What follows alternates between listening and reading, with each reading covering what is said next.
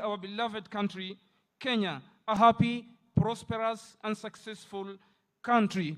May we dwell in unity, peace, and liberty, plenty be found within our borders. Amen.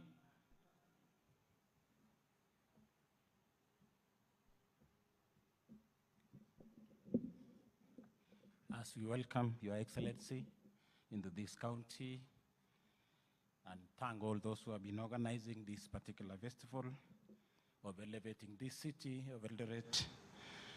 In the name of God, the Father, the Son, and the Holy Spirit. Amen. We lift your name, O Lord, to thank you for granting us the city of Eldoret before our very eyes. We thank you for establishing this city through the founders, some of whom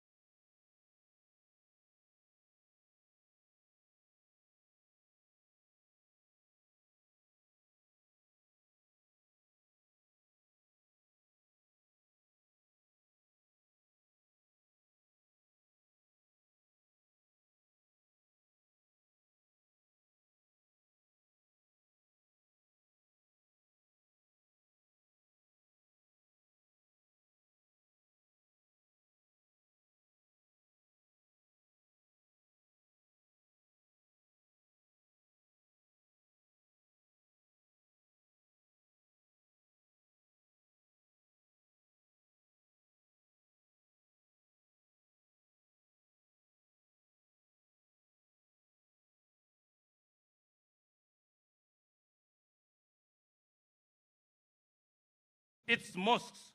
Bless the governors and the managers of. Naomba tuweze kuketi. Chief of the Defense Forces, Dr. William Samoei Ruto. Your Excellency, the First Lady, Mama Rachel Ruto. Your Excellency, the Deputy President, Honorable Rigathi Gachagua. The Speaker of the National Assembly and the Senate. The Governor of Uasin Gishu County, Dr. Jonathan B. All governors present. The Head of Public Service, Honorable Felix Koskei. The Cabinet Secretary, Lands, Public Works and Urban Development, Honorable Alice Wah.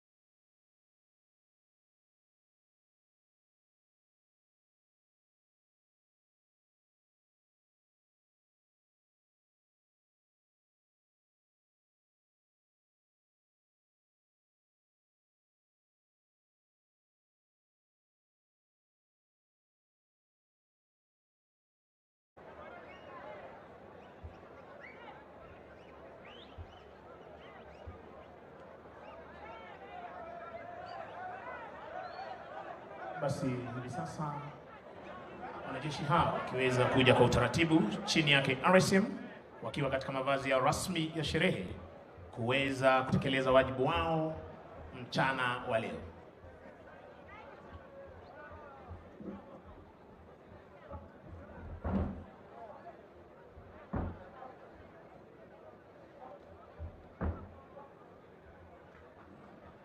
Kiweza kuzindua rasmi na hali kadhalika kuhakikisha kwamba muhuri huu rasmi wa taifa la Kenya uko tayari kwa shughuli ambayo itaweza kufuata. Wananchi tutulie, tumeomba sote tuweze kusimama kwa heshima. Tutulie tafadhali. Thank you. Your Excellency, as we remain standing, we will now witness the procession of the instruments of state for the conferment of city status. This procession is led by the Speaker of the County Assembly of Uasin Gishu, as accompanied by the county speakers from the Eldoret nucleus counties. The procession will be facilitated by the Kenya Police Band. I now invite the Speaker of the Senate, as the guardian of devolution, to join me in the arena.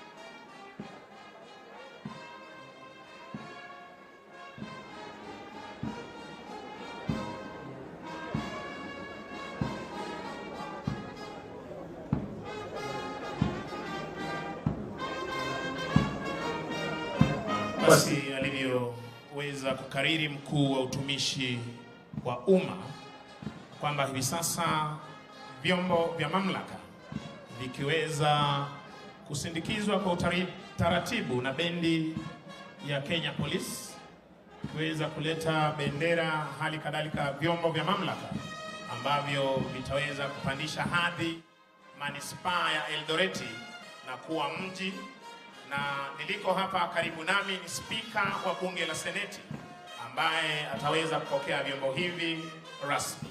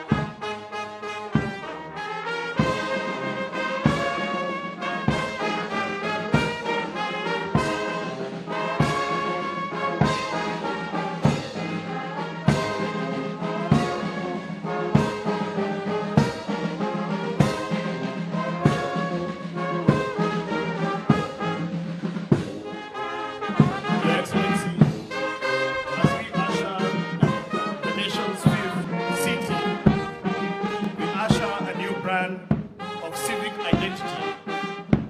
The first instrument of power that has just been handed over is the emblem of the city, designed and inaugurated in 1964. It stands as a beacon of unity, blending elements that narrate our rich history and promising future.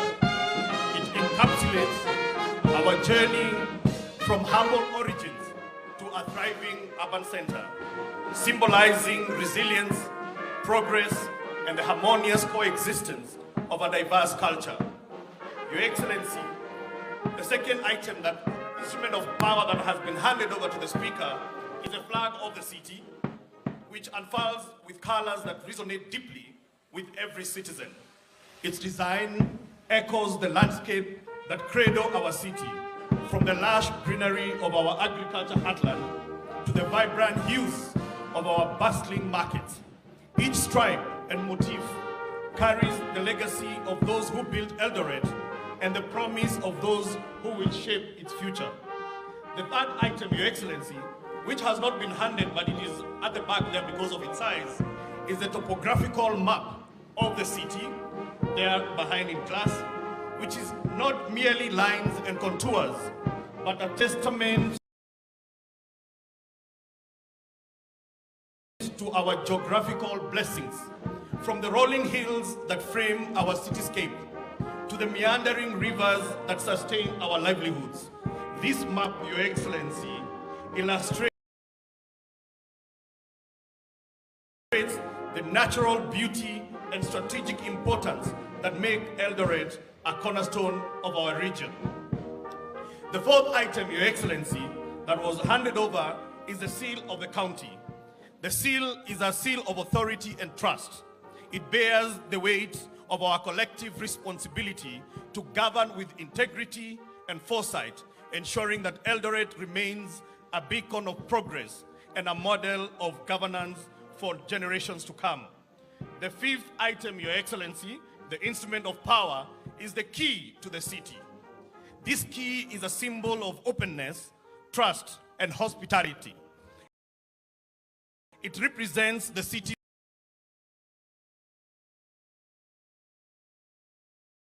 Excellency, the instrument of power, is the key to the city.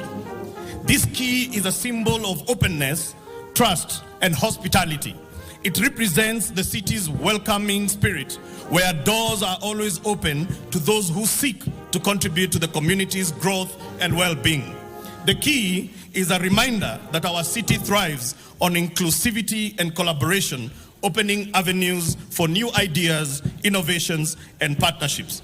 Your Excellency, you will notice that the Eldoret city, once conferred, will be a regional city, which will have the following counties that are also bringing in their keys as a part of the constituent city. The first one is the county of Turkana. The other one is the West Pokot County. The third one is the Elgeyo Marakwet County. The fourth is the Baringo County. The fifth is the Bomet County. The sixth is the Kericho County. Seventh is Narok County. Eighth is Trans Nzoia County. Ninth, Bungoma County. 10th, Kakamega County. 11th, Laikipia County. 12th, Samburu County. 13th, Nandi County. And the last one is the Uasin Gishu County, which is where the city of Eldoret is. So, Your Excellency, we have those 14 counties are currently marching in and handing over the keys. Your Excellency, the sixth and final instrument of power that will be handed over is the memento, marking the elevation of the municipality of Eldoret into a city. This memento is a tangible reminder of our collective achievement. It symbolizes not only the culmination of decades of growth and development, but also the promise of even greater milestones ahead. It binds us in celebration and commitment to nurturing our city's prosperity and well-being. Your Excellency, as we embark on this historic journey, let these symbols serve as a reminder of our shared values, aspirations, and responsibilities. Your Excellency, on a lighter note, allow me to say that last night there were statues that were trending. I just want to confirm that those statues are not part of the instruments of Eldoret, on a lighter note. So, Your Excellency, we now have the charter that is being presented. This is a charter that will transform Eldoret municipality to Eldoret city. And finally, Your Excellency, we have the Solicitor General that is walking in right now, holding the Constitution of the Republic of Kenya. This is the Constitution that was signed by His Excellency the late President Mwai Kibaki. Karibu, Solicitor General.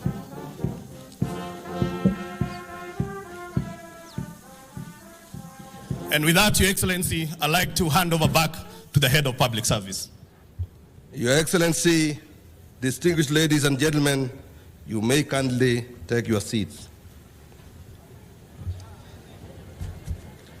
With all the legal instruments duly installed, Your Excellency, allow me to invite the chaplaincy of the Kenya Defense Forces to lead us in the consecration of these instruments of state for the conferment ceremony. Karibu clergy.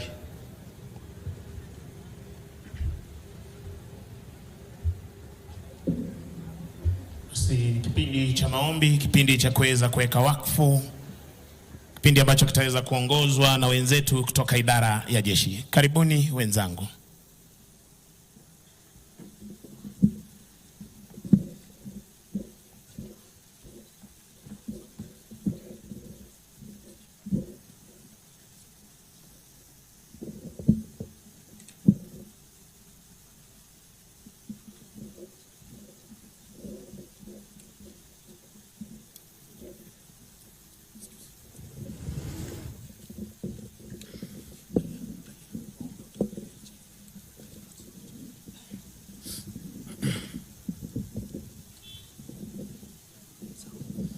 Bismillahirrahmanirrahim.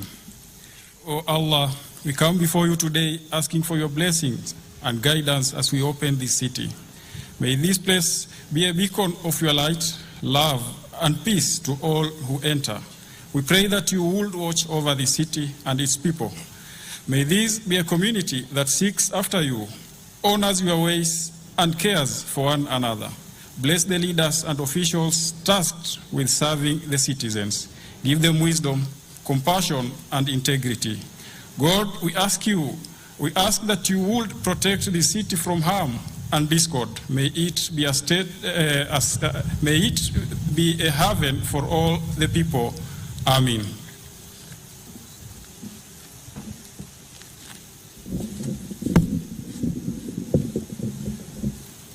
Prayer for the conferment of Eldoret town to Eldoret city. Almighty and ever-living God, we are grateful for your sufficient graces and goodness to us.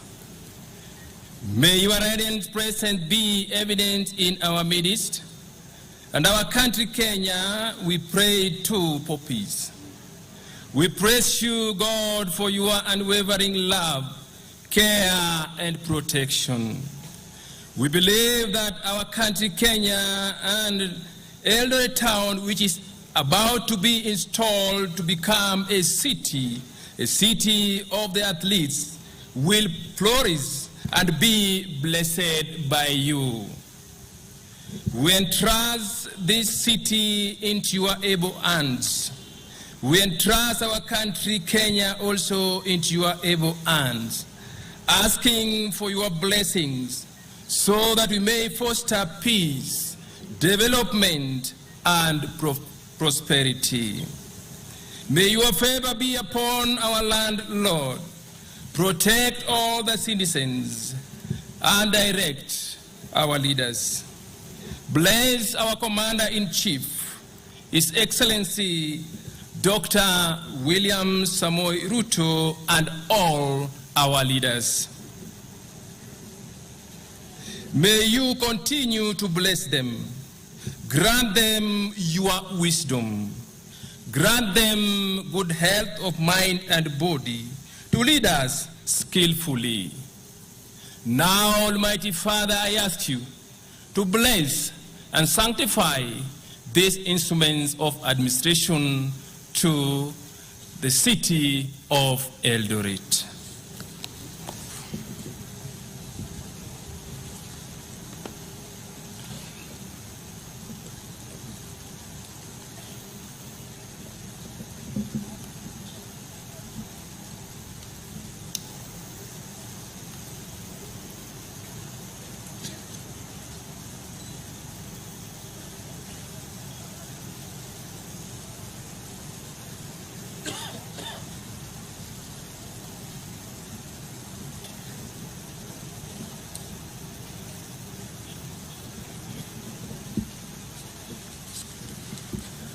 And may the blessings of mighty God be upon our new city, in the name of the Father, and of the Son, and of the Holy Spirit.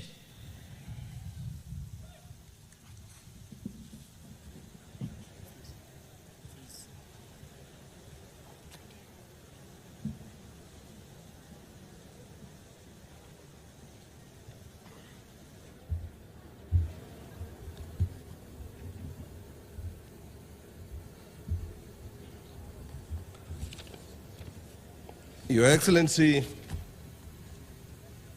permit me now to invite the Governor of the County Government of Uasin Gishu to execute the authentication certificate of the Charter of the conferment of Eldoret City.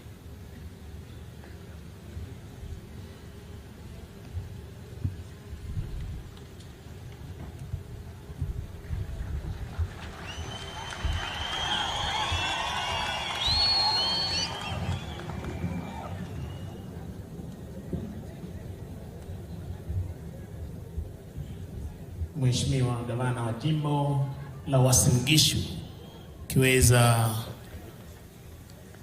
kuweka sahihi kwenye mkataba kwamba anakubali jimbo hili la Uasin Gishu liweze kuondolewa kwenye eneo ya manispaa na kuwa kwenye eneo ya miji.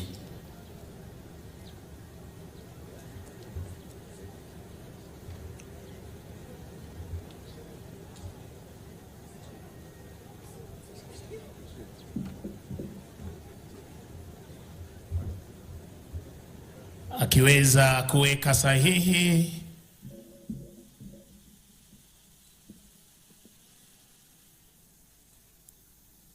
mkataba huu siku hii ya leo mbele ya umma.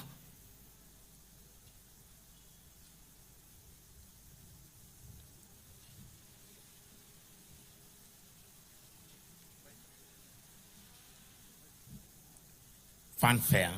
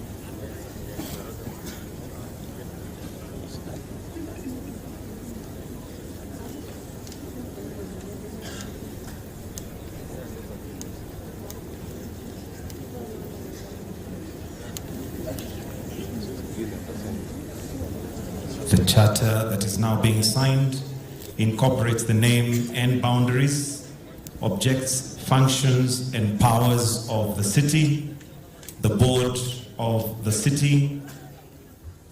It contains establishment of the board's composition and terms of the board of the city, which is now being signed by His Excellency the Governor. Tumpigie makofi mara nyingine akimalizia. Thank you.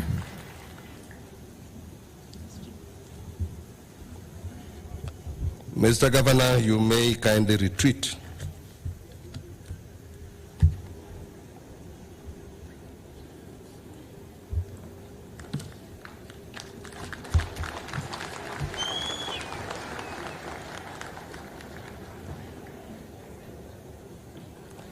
Your Excellency the President, permit me now to invite you, sir, to most graciously take your place at the conferment arena. All arise for His Excellency the President.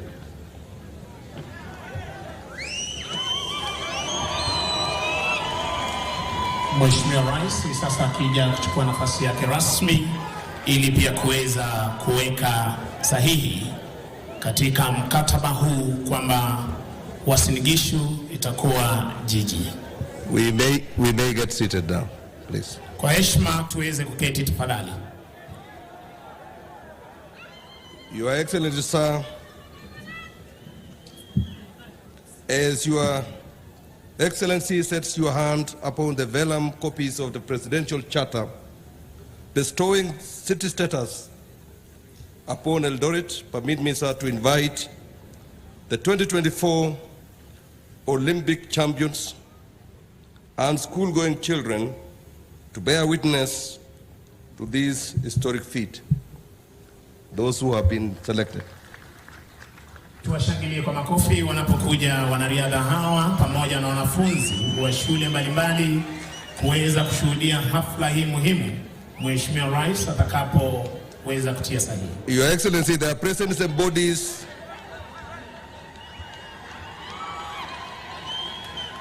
shangwe na vigelegele wanapokuja. Thank you, thank you, thank you.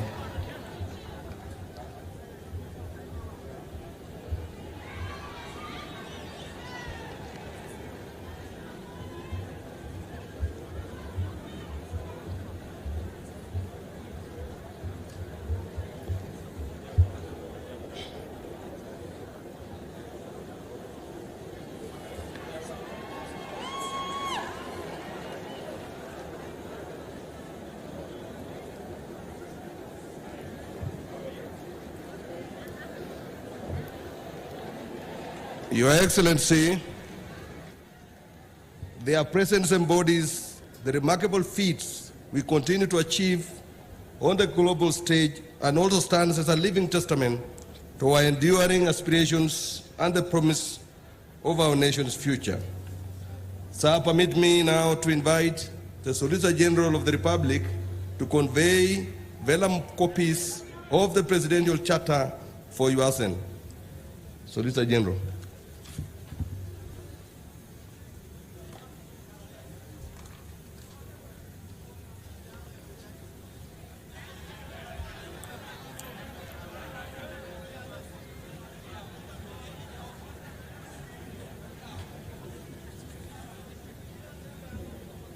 Basi Mheshimiwa Rais sasa akiweza kuongea na wananchi, hali kadhalika wanafunzi, wanariadha hawa wakiweza kujumulishwa ndani ya historia hii inavyojulikana kwamba Uasin Gishu is the city of champions. Kwa hivyo hii leo naweza kuwaona wanariadha wetu wakiwa na tabasamu, wamefurahi kabisa kwamba inshallah Mwenyezi Mungu akineemesha mashindano yatakayokuja yataandaliwa ndani ya Eldoret City. Na hali kadhalika Mheshimiwa Rais akiweza kulonga na wanafunzi hawa kuhakikishia kwamba kila jambo liko shwari, hii leo anaweza kutia sahihi ama kuweka sahihi eneo hili la Eldoret kutoka kwenye manispaa na kuweza pandishwa ngazi kuwa eneo yenye miji. Basi alivyokuwa amesema mwenzangu ni kwamba tuna miji mitano kianzia na jiji kuu la Nairobi, Mombasa, Kisumu, Nakuru na mji wa tano hii leo ni Eldoret. Tazama Mheshimiwa Rais anavyoweza kuhakikisha kwamba wanafunzi hawa wanapata tabasamu ya kuweza kufuatilia matukio yote yatakayokuwa yanajiri siku ya leo.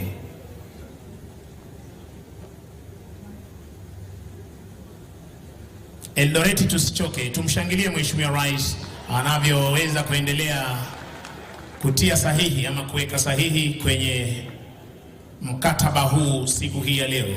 Gavana aliweza kuwa mahali hapa akakubali kwamba tuweze kuhamisha eneo la Eldoret liweze kutoka kwenye manispaa hadi maeneo ya miji.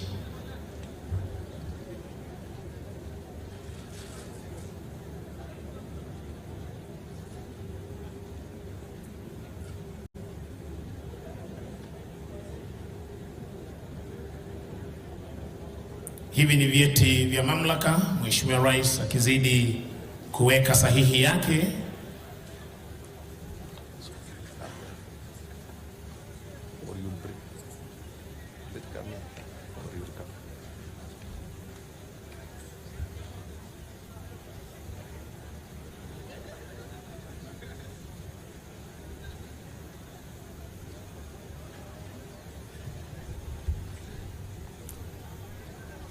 Wananchi wapo mmefurahia kuweza kupata siti. Tafadhali tumshangilie Mheshimiwa Rais kwa makofi. Wapi shangwe na vigelegele kwake Mheshimiwa Rais? Tuweze kusikia shangwe na vigelegele Eldoret. Thank you. Mheshimiwa Rais anapoendelea kuweka sahihi kwenye vyeti hivi vya mamlaka, mkipenda mkataba wa mamlaka, kwamba hii leo ama siku hii ya leo tutaweza kuondoa jiji hili la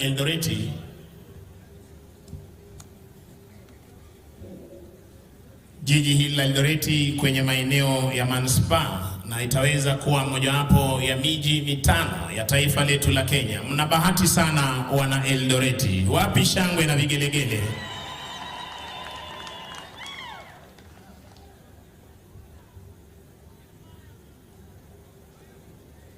Basi fanfare tuweze kuwa tayari, Mheshimiwa Rais akiweza kuweka nakala ya mwisho sahihi. Fanfare.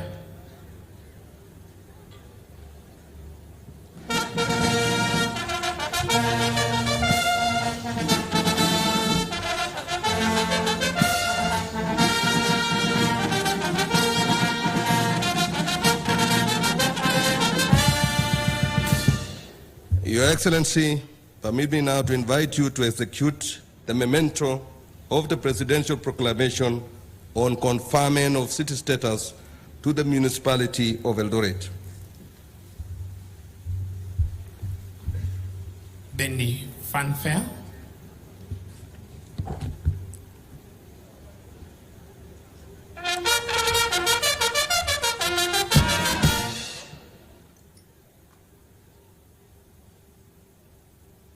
Tumshangilie Mheshimiwa Rais anapoweka sahihi.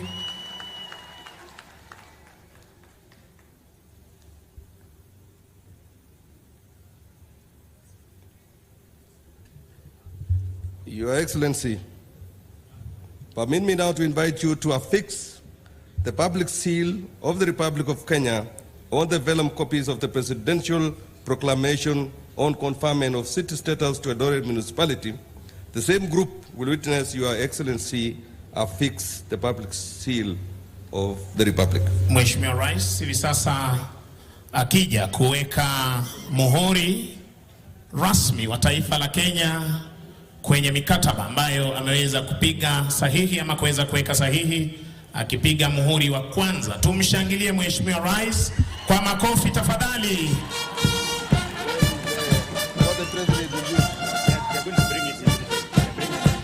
Muhuri huu uliwezwa kupewa taifa la Kenya rasmi mwaka 1963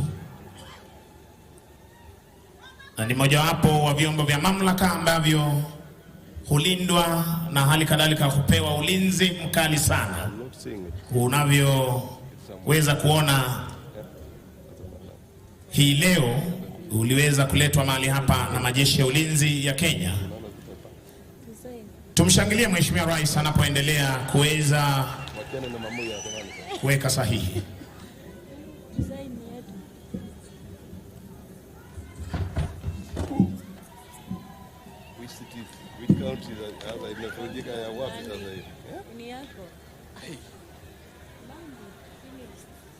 Wapi shangwe na vigelegele Eldoreti?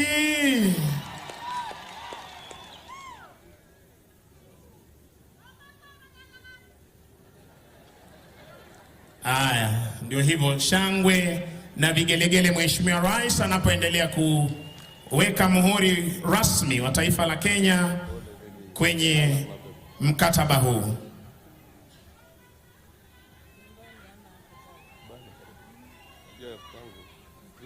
Eldoreti imeondoka rasmi kwenye maeneo ya manispaa na hii leo inaingia kwenye orodha ya miji mikuu ya taifa la Kenya.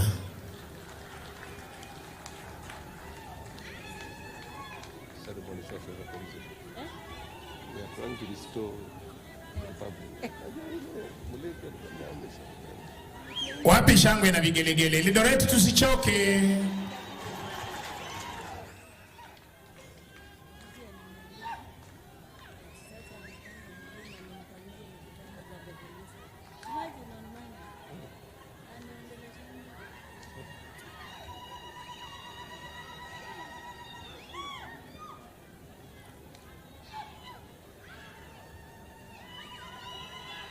Ndio hivyo, shangwe na vigelegele, tuendelee.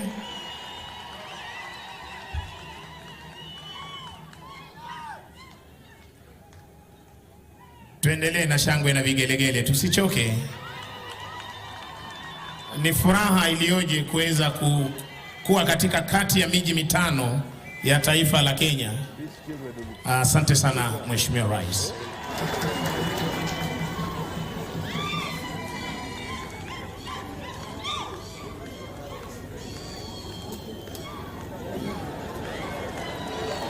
Asante sana Mheshimiwa Rais kwa kuweza kuweka sahihi na hali kadhalika kuweka muhuri rasmi wa taifa la Kenya kwenye mkataba huu.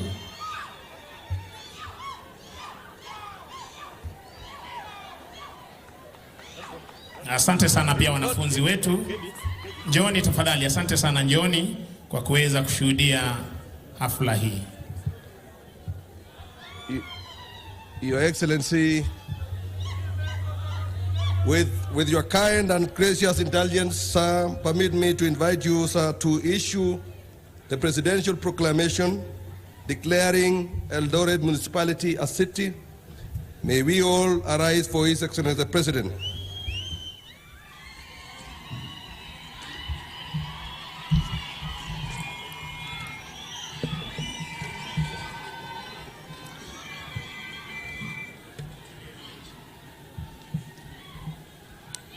Presidential proclamation on the conferment of city status of Eldoret.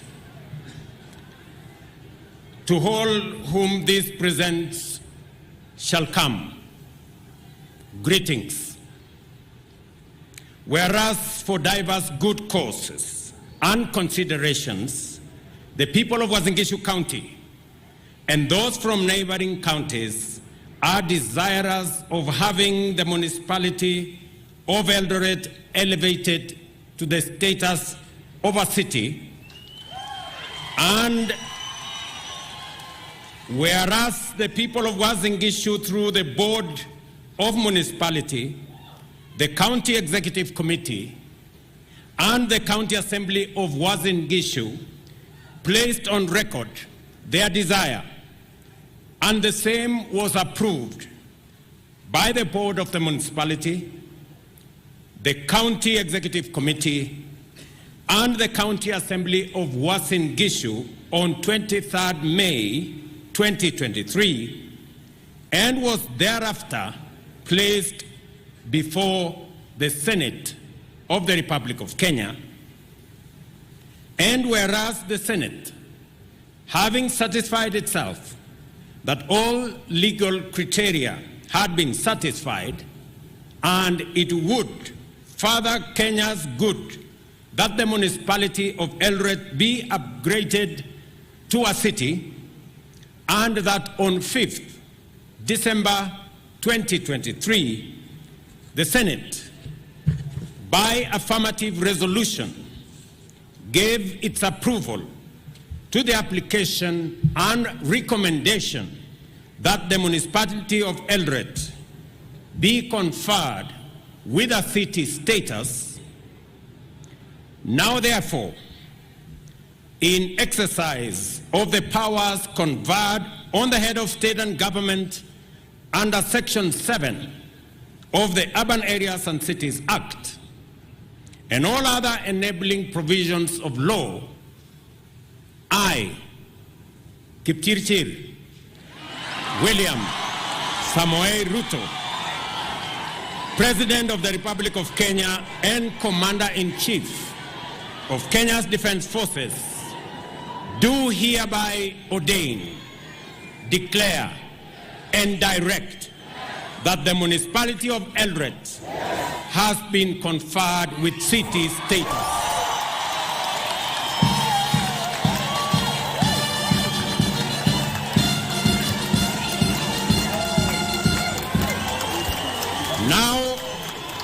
Now, henceforth, by dint of this presence and charter, may it be known that to all that Eldoret municipality shall have the status of a city, together with all such rank, powers, and responsibilities as are incidental to a city under law, and its name is decreed to be the city of Eldoret.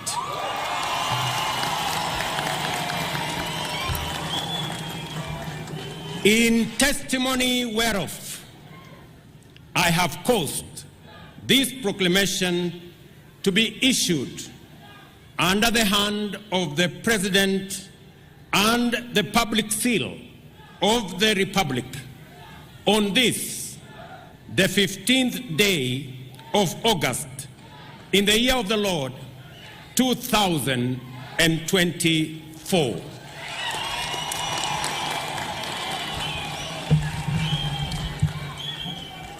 Your Excellency, we may take our seats. Your Excellency, you may retreat to your seat at the arena. At the arena, Your Excellency. At the arena, Your Excellency. At the arena, here. Tuweze kuketi Mheshimiwa Rais anapochukua nafasi yake kwenye arena hii.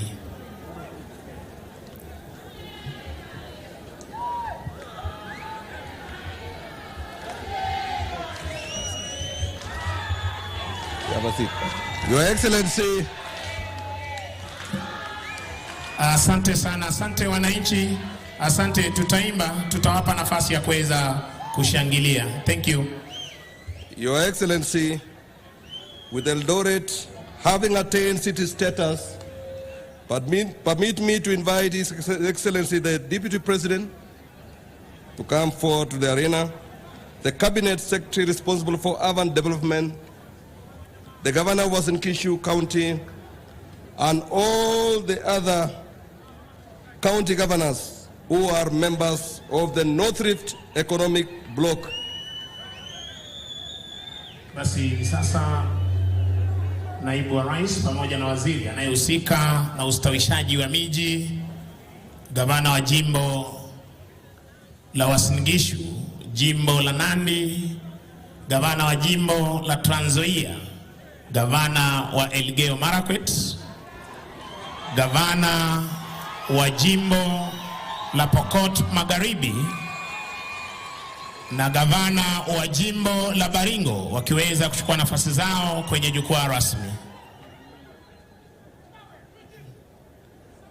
Your Excellency may hand a vellum copy of the proclamation to the Deputy President, Solicitor General for publication into law, and to those that will be charged with the implementation of the Charter, that is Cabinet Secretary responsible for urban development, the Governor of Uasin Gishu County, as well as the governors of counties of Nandi, Elgeyo Marakwet, Baringo, Bomet, Kericho, Turkana, West Pokot, Narok, Trans Nzoia, Bungoma, Kakamega, Laikipia, and Samburu.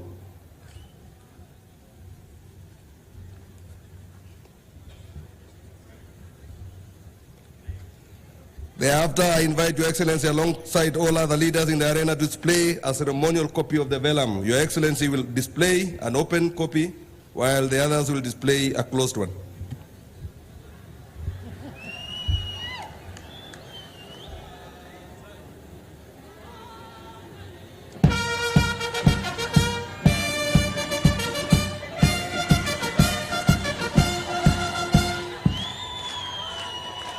Basi wakijiunga nasi hivi sasa gavana wa jimbo la Bungoma, hali kadhalika gavana wa jimbo la Kakamega na gavana wa jimbo la Vihiga. All governors except the host governor are requested to retreat.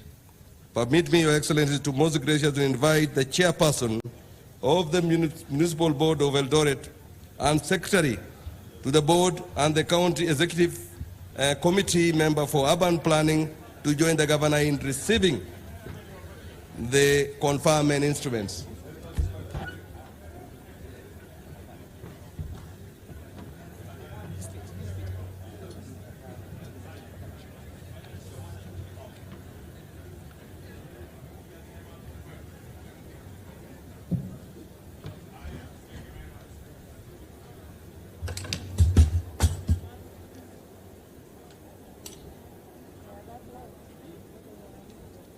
So, where are the conferment instruments? Be conferred to the chair, the governor.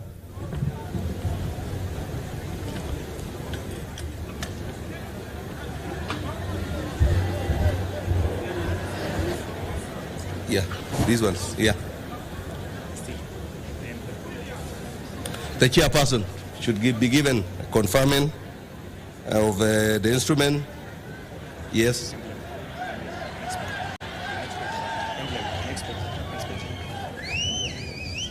Yeah, we are here.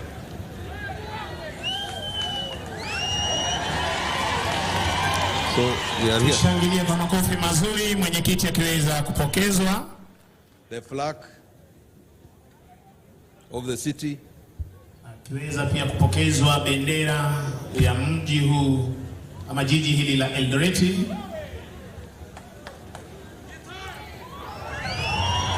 Shangwe na vigelegele.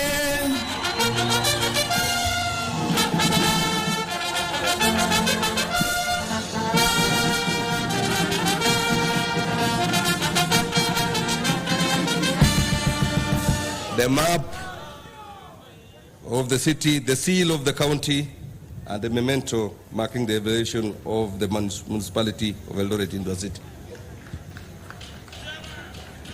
The memento.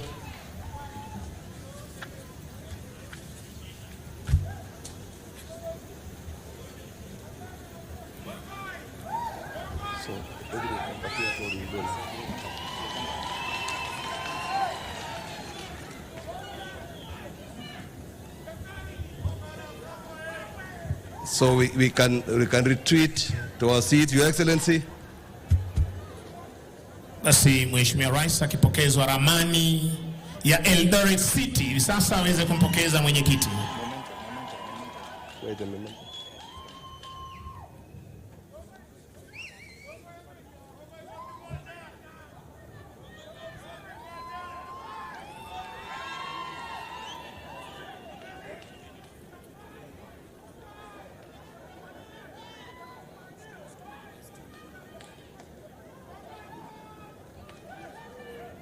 So, Your Excellency, you can retreat to your seat still at the arena, and the rest of us to go back. Your Excellency, Eldoret City is the melting pot of all the communities from across this vast land and nation.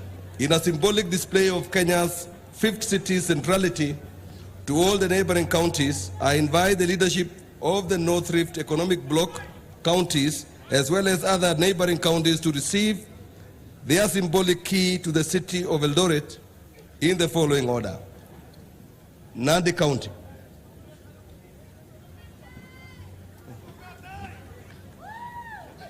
Gavana wa jimbo la Nandi. Followed by Elgeyo Marakwet.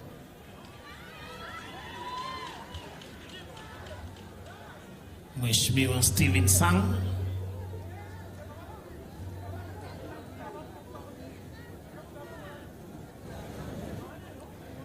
Nandi.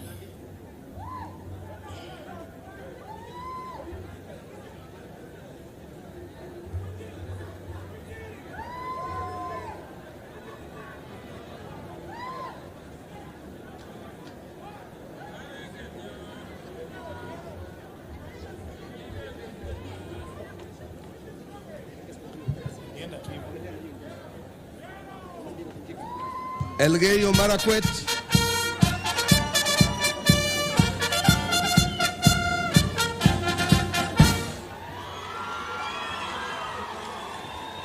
Followed by Baringo County. Gavana wa Elgeyo Marakwet, Mheshimiwa Wesley Rotich, pokezwa ufunguu na Mheshimiwa Rais. Tumshangilie kwa makofi. Thank you. Gavana wa Baringo akija kupokea. Gavana wa jimbo la Baringo, Benjamin Cheboy.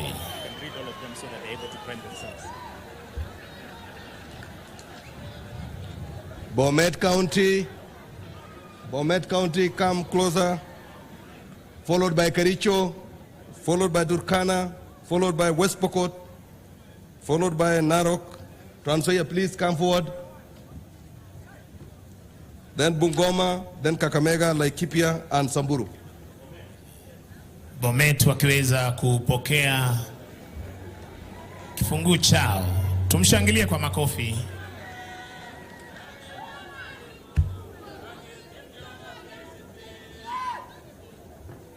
Kericho, Speaker akiweza kupokea. Namwona Gavana Bungoma, Mheshimiwa Ken Lusaka akiweza kupokea ufunguo wake.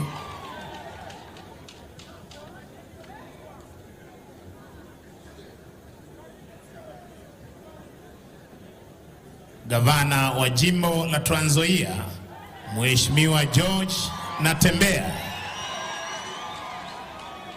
Trans Nzoia.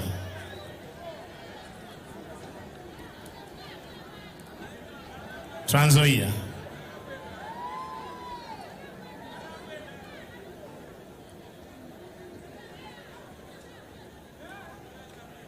Akipokezwa hivi sasa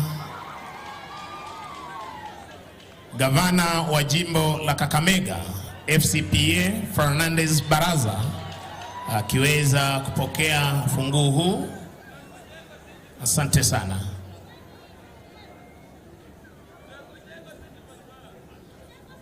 Gavana wa West Pokot, Mheshimiwa Simon Kachapin akiweza kupokea ufunguo huu.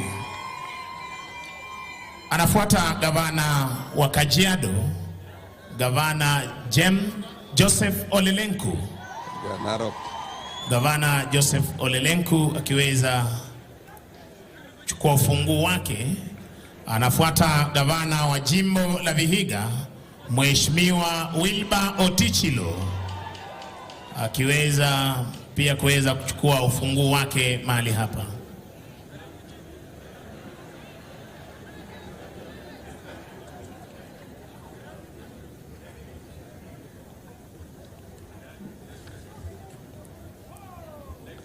Yeah, Your Excellency, you may retreat to your seat at the arena still, Your Excellency. Bado kwa arena. Leo tuna kazi. Tumshangilie Mheshimiwa Rais. Take your seat. Your Excellency, sir, Eldoret City is a culmination of years of an inspiring leadership in enterprise, agriculture, and industry, steered through various visionary leaders. In honor of the immense contribution made by these visionary sons and daughters of Eldoret, I present the following persons for conferment of national honors in recognition of their distinguished and outstanding services rendered to the nation in various capacities and responsibilities as follows. Your Excellency, kindly step forward to award the medals to the persons read as below. The Order of the Burning Spear. The first class Chief of the Order of the Burning Spear, Ms. Vivian Cheriot. Ms. Vivian Cheriot is a Kenyan long-distance runner who represented Kenya in competitions including African Games, Commonwealth Games, Olympic Games in London. She is a 3-time Diamond League champion in the record holder of 2,000 meter and 10,000 meter races in Kenya. Additionally, she won 4 world titles in 2011 and was crowned Larius World Sportswoman of the Year. As a resident of Eldoret City, Ms. Cheriot is the very embodiment of the municipality's motto, City of Champions. Tumpigie makofi tafadhali.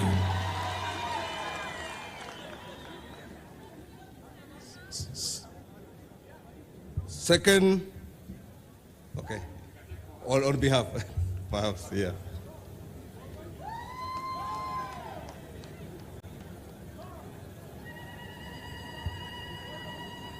The first class Chief of the Order of the Burning Spear. The second person to get the award is the late Ezekiel Bargetuny, posthumously. We request a representative of the family to come forward. The late Mr. Ezekiel Bargetuny was a philanthropist who has touched and meaningfully impacted lives of many citizens of Eldoret City. As a hardworking business person, has founded Bargetuny Plaza, a building which has since gained iconic and landmark status in Eldoret City. And despite his level of education, he has invested in education sector by taking part in the building of schools in Eldoret and the rest of the country. Let us put our hands together for him in absentia. Tumpigie makofi.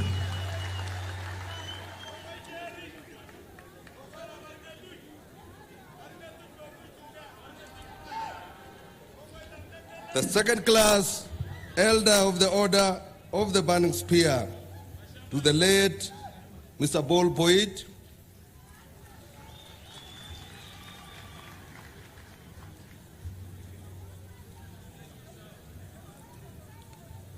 The next class is the third class, Moran of the Order of the Burning Spear, MBS. Paul Boyd, the late Mr. Paul Boyd, was a passionate educationist. After a successful teaching career, he continued his contribution to the expansion of knowledge through building schools such as Kapkong Primary, Sugoi Girls, and Paul Boyd High School. And due to his strong belief in the education, the key to empowerment of the people, Mr. Boyd designed all the schools he started as public schools in order to ensure wider access. He also contributed to the growth of Eldoret City through agribusiness and his signature building, Kapkong House. Makofi kwake tafadhali.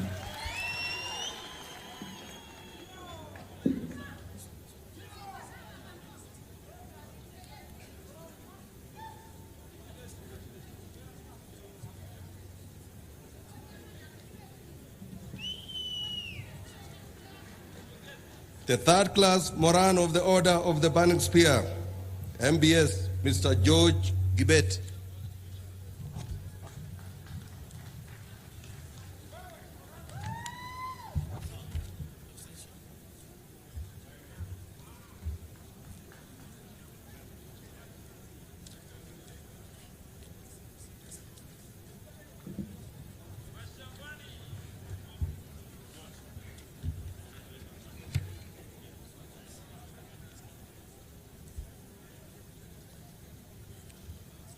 Next is the Order of the Grand Warrior of Kenya, OGW, Dr. Lodia Prabhudas Fasanji. Dr. Lodia Prabhudas Fasanji is an established general medical practitioner within Eldoret City, committed to continuous improvement and excellence of healthcare delivery for the residents of the city, having been a founder and member of Eldoret Hospital, initially known as Eldoret Nursing Home. Makofi kwake tafadhali.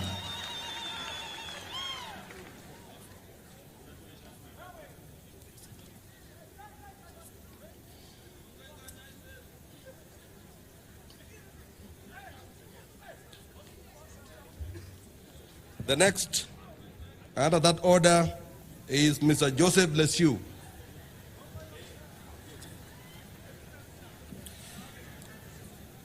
Mayor Joseph Lesiu, the longest serving mayor of Eldoret Municipality, was the brainchild behind the physical planning of Eldoret City.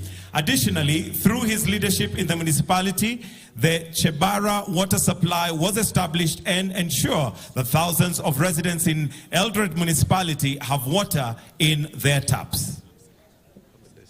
A representative in absentia. Tupigie makofi in absentia. Thank you. The next is Mr. George Kibrono Kili.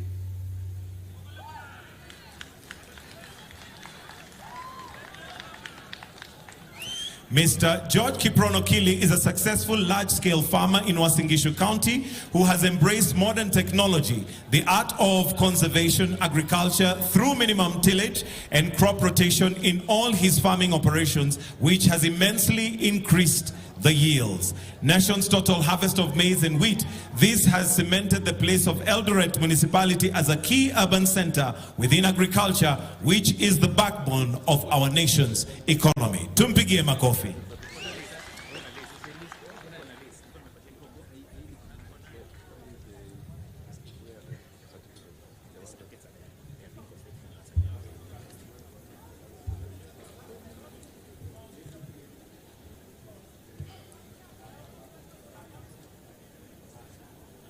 The next is Mr. Moses Tanui. Mr. Moses Tanui, the two-time Boston Marathon and renowned athlete with a decade of experience, is the founder and director of Eldoret City Marathon, the marathon which takes place annually within Eldoret Municipality and is one of the events which has cemented the place of the municipality as the city of champions. It brings together experienced, amateur, and as well as upcoming athletes to come together and inspire each other. Tumpigie makofi tafadhali. Moses Tanui.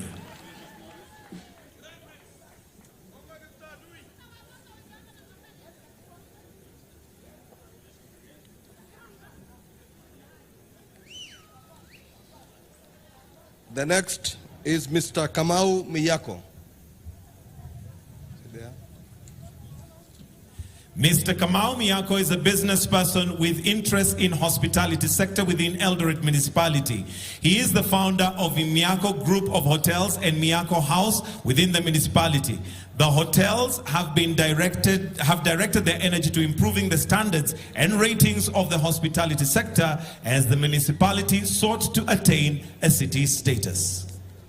Next, we shall appreciate him in absentia. Yes. Next is the late Mr. Olo Owino.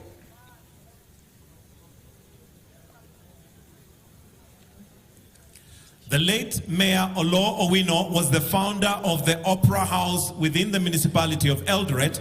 As a business person, he created several opportunities for the residents of the municipality. We appreciate him in absentia. Makofi kwake.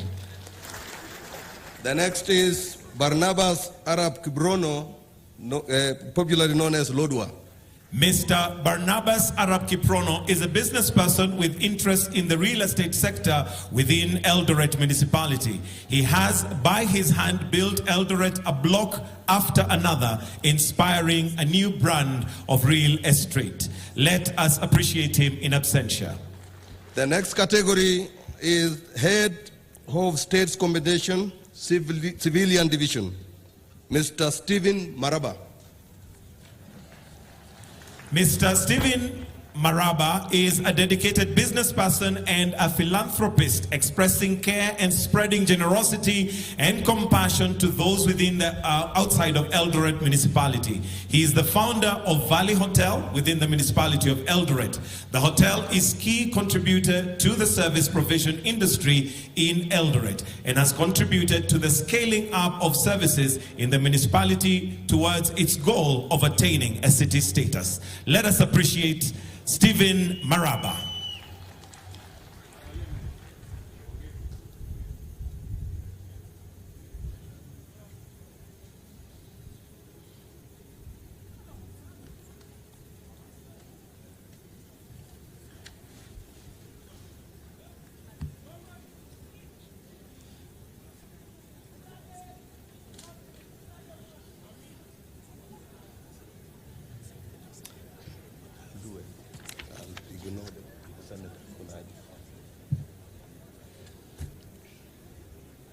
The next is Mr. the late Malakwen Arab Sisiwa, in absentia. The late Mr. Malakwen Arab Sisiwa was a dedicated business person within Eldoret municipality. He founded the Bismillahi Langut House within the municipality and contributed to providing the space for hosting the ever-increasing business activities within the municipality. Let us appreciate him in absentia. The next is Mr. Kimwatan Kabuliot, the late.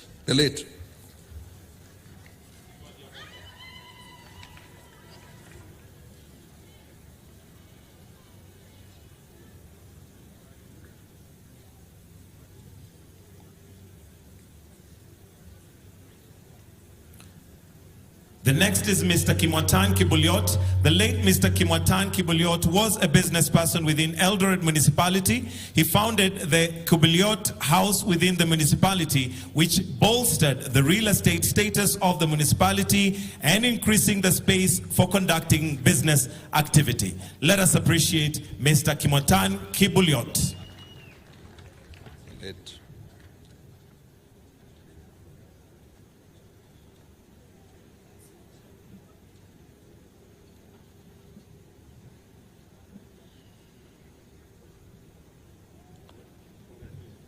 The next is the late Miss Isabella Abura.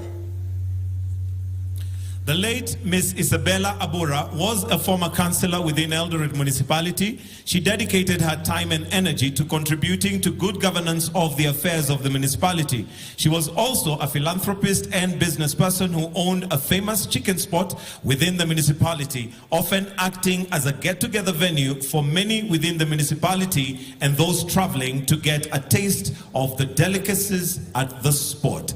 Let us appreciate Isabella Abura in absentia. The next is Mr. Ngugi Kitonga. The late Mr. Ngugi Gitonga was a business person within Eldoret municipality. He founded the Sosiani House, which takes its name from the Sosiani River, which runs through Eldoret town. The Sosiani House added the real estate profile of the municipality. Let us appreciate him in absentia. The next is the late Edward Limo. The late Mr. Edward Limo was a staunch Christian who was part of a Christian revival movement known as Tukutenderesa, which encouraged citizens to lead spiritual lives. Through his dedication and encouragement of others, Mr. Limo demonstrated the solemn place of religion of our nation and the quintessential role of religious organizations as pillars of spiritual guidance and socio-economic development by often filling gaps where state support may be limited. Let us appreciate Edward Limo. The next is Victorina Rotich. Miss Victorina Rotich is a prominent large-scale farmer and business person within Eldoret municipality and the wider Uasin Gishu County. She is well known for the establishment of the grain aggregation business, which has cushioned farmers within the municipality. She offtakes produce from small-scale farmers for onward supply to the National Cereals and Produce Board at the Eldoret Depot. Let us appreciate Victorina Rotich.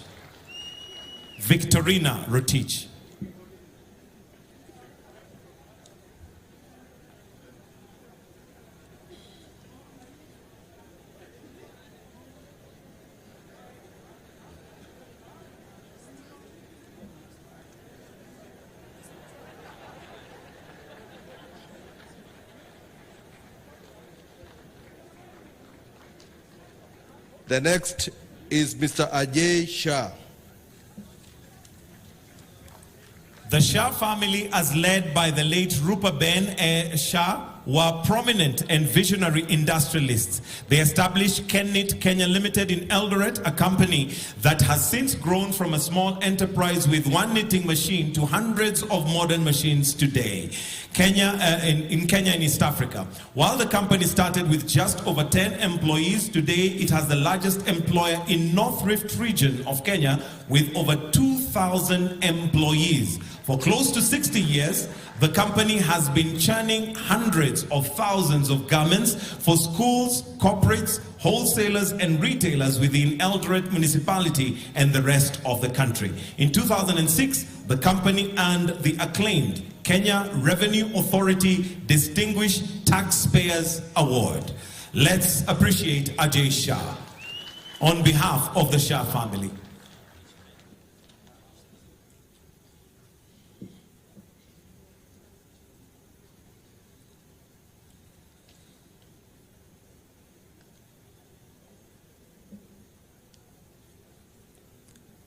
Next is the late Elisha Kari Bushenei. The late Mr. Elisha Kari Bushenei was an accomplished trader since his early days in 1962.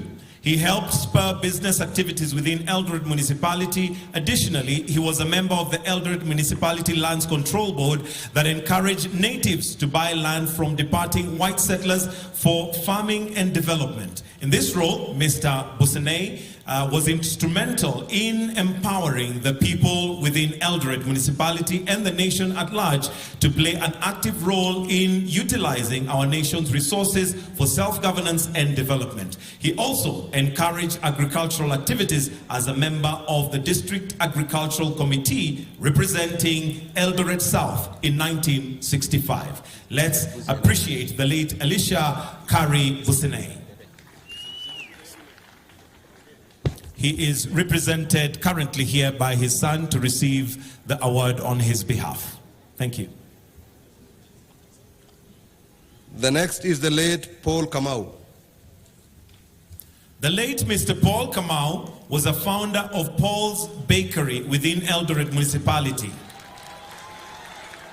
Today, the bakery supplies freshly baked bread and other baked goods to the entire municipality. Apart from running Paul's Bakery, Mr. Kamau engaged in philanthropy as a way to give back to the community. Let us appreciate Mr. Paul Kamau, who is represented by Charles Kamau, his son. Tumpigie makofi.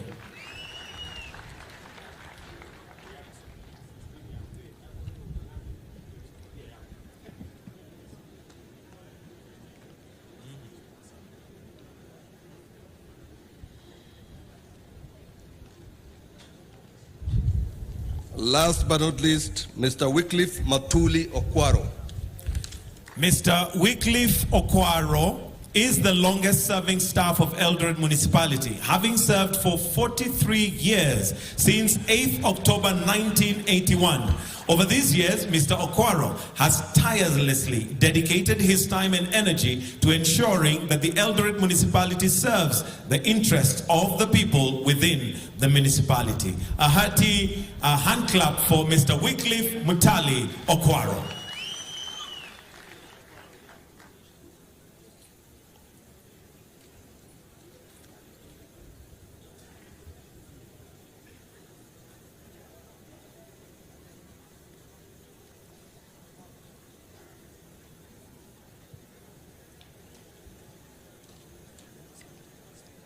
Your Excellency, sir, you may kindly retreat to the presidential dais. Thank you, Your Excellency.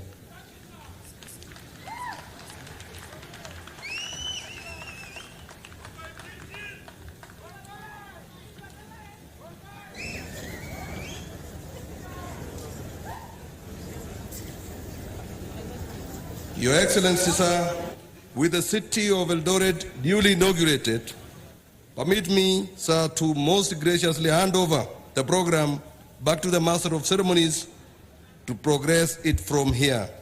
I thank you, Your Excellency. Let us put our hands together for the Head of Public Service, Honorable Felix Koskei, for a job wonderfully done. Your Excellency, at this point, would like to have consecration ceremony that is going to be performed by two leaders from this region who are going to consecrate and pray for the city.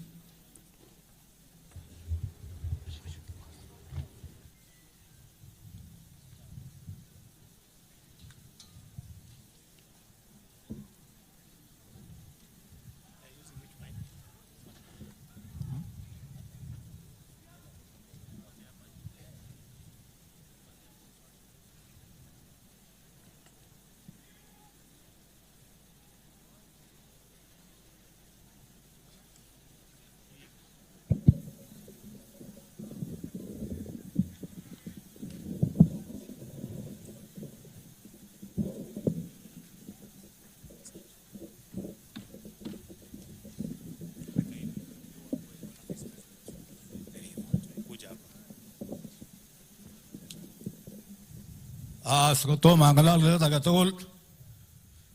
Asome boy sheki bamnyot kantola beldas. Hotel so.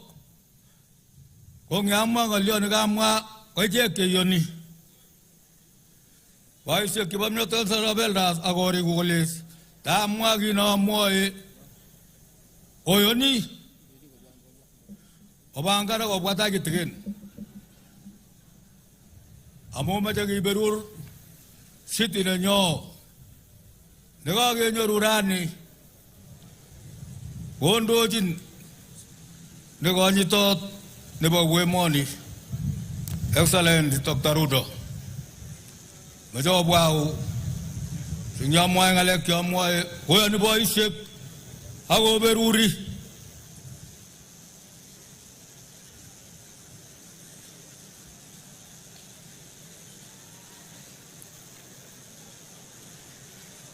Juru je pulai, kila butu.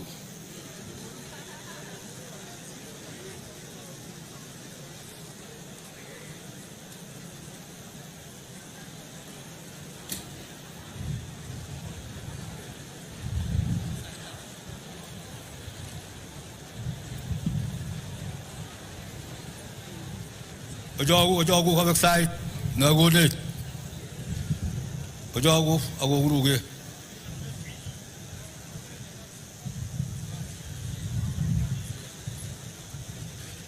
Pas, sergalin nyo bagenya, tinagaliet, tinyola tinyay.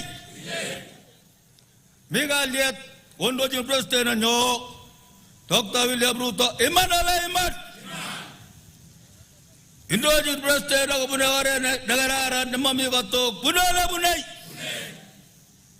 Punara na mamigaringar tukaraki, punala punay. Punara na mami baik kay naji punala punay. Kita wala wendi ko tatarbaw natin ni iman ala iman. Wagi boy shek ko agiya sa jamar gangenya aja wala jija. Magimaje kamba ko shek iman ala iman. Kimaja galiet iman ala iman. Kimaja tebena nyolu iman ala iman. Arab restena nyo indo jini moni. Waktu tunggai petu siaki mageli tare ibreste nganam iman ala iman. Wendi waktu tunggai tare petu siaki kot nyagaliat iman ala iman. Imajagi waki wongoi amusit tinaga goi kue ko Eldoret. Wongoi la wongoi. Iman ala iman. Siti nyare Eldoret. Wondo jin kabana ne jojalilim. Komigaliat nyolami. Mi baratet nyalami, mi berurto nyalami, Chemungara ini Eldoret. Konyoru borotet, nyoru wala nyoru. Kabatikab Uasin Gishu tugul, konyoru borotet, nyoru wala nyoru. Cheboe tuga, konyoru borotet, nyoru wala nyoru. Kinyoru negeljine city ninyo, iman wala iman.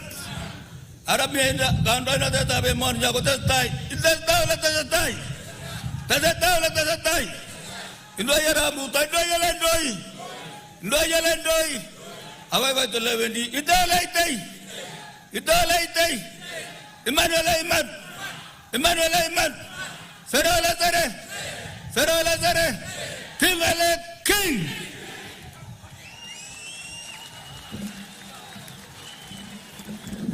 Hebu tuwashukuru tena wazee ambao wameombea Eldoret City. Asanteni sana. Your Excellency, sir, at this point, before we get to the speeches, allow me to invite the Principal Secretary for Immigration and Citizen Services, Professor Julius Bitok, to introduce a brief history of Eldoret through a cultural skit. Welcome, Balozi.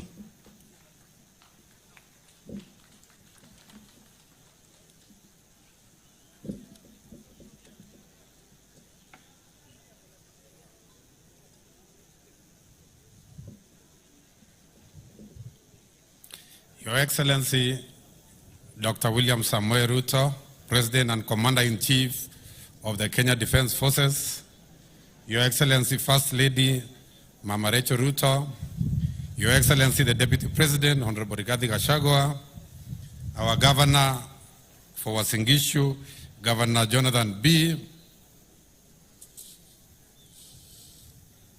distinguished guests, all protocol observed, praise the Lord. Allow me, Excellency, to take you through a brief journey through the rich history of Eldoret, showcasing its transformation from a first savanna grassland to its current status as a thriving cosmopolitan city. Eldoret history begins with the legendary figures of two brothers, Arab Marigi from the Nandi and Arab Kimuron from the Keyo, who established a special meeting point, a special altar called Kapkiai along the Soshani River in the 18th century, and later known as Eldoret by the Maasais, meaning a safe place, or rather a place of safety, dated 1817. The town's early years were marked by the arrival of the brutal Boer settlers and British colonizers from South Africa, who shaped its development amidst conflict and change. In 1912, Your Excellency, Eldoret was officially gazetted as a municipality, bringing formal governance to this area. The name Sisibo, derived from the local dialect, became synonymous with a vibrant community that emerged. Sisibo was coined locally from the farm number 64, which was 64 miles from the then only Londiani railway station. The construction of Kotap site in 1959, which now houses the governor's office, marked a significant milestone in Eldoret's urbanization. Notably, every household living in Wareng then were forced to contribute a cow each for the construction of court outside.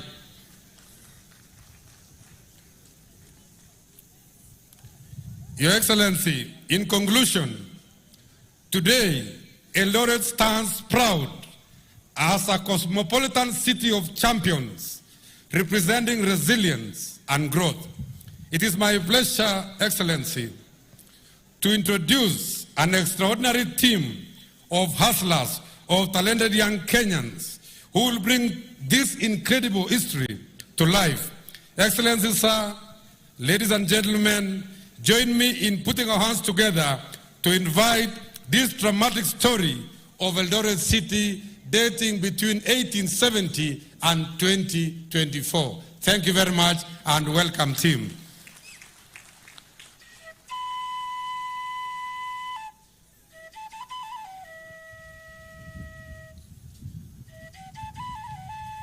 At the heart of a vast savanna, where the landscape stretches beneath a beautiful sky, a peaceful coexistence exists.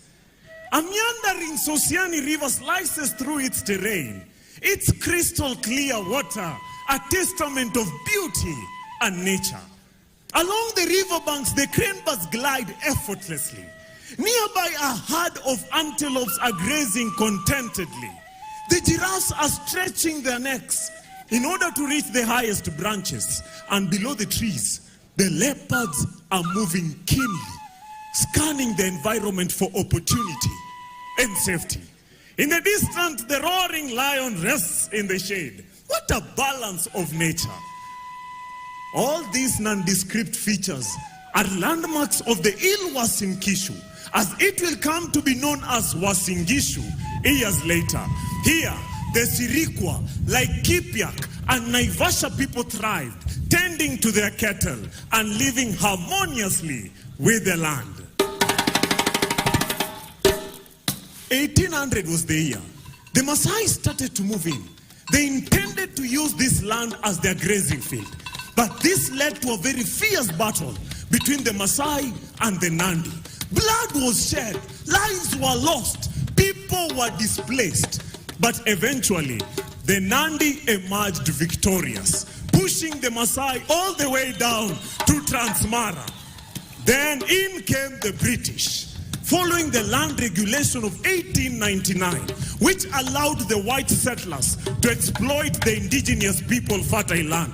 But of course, the Nandi were not going to take this sitting down. Baba, anyone baba. Hawa watu wamekuja wanataka kuchukua vitu yetu. Hawa sungu. Brotich, nataka ukae jasiri Brotich. Sawa. Chunga vitu yetu Brotich. Sawa? Sawa baba. Na wamekuja na silaha kubwa. Sasa unachunga kabisa Brotich. Sawa? Sawa baba. Haya. Lakini baba, mimi nasikia watu wanakuja na silaha kubwa baba. Sasa baba, na hii silaha yangu dogo tafanyaje baba? Hebu niambie tajiandaa aje baba. Brotich, endeleta wanawake. Ngoja Brotich. Endeleta watoto. Brotich, ngoja. Baba, fanya hivi, peleka watu mahali mzuri, mahali watakaa vizuri. Sawa? Mama na watoto baba? Na mimi baba? Wewe ni mwanamke? Hapana baba. Basi, wewe ni mtoto? Hapana baba. Haya, sasa wewe ni mwanaume. Sawa baba. Imrini Brotich, sawa? Baba. Unarudi hapa tunaenda pamoja. Sawa Brotich? Haya, harakisha Brotich, haraka. This will later on lead to a fully blooded war between the British and the Nandi, which lasted for a period of 10 years. But the British subdued the Nandi, pushing them down to the Nandi reserves. Then in came the Boers. They arrived at our coastal shores, got onto trains, and down the railway line they drove up to Londiani. Using wagon wheels, they drove down the savannah. It is said that one of their wagon wheels got stuck in the mud and dropped one of their safe containing many of their valuables. Silver, gold, coins, them. It was difficult to put it back.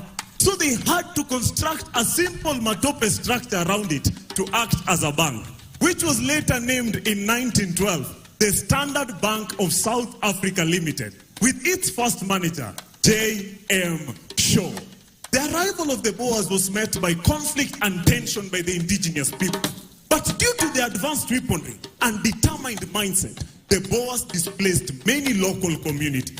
And they settled in rather quick. They established their farm right here at the Uasin Gishu Plateau, and they designated it a simple numerical label, Palm 64.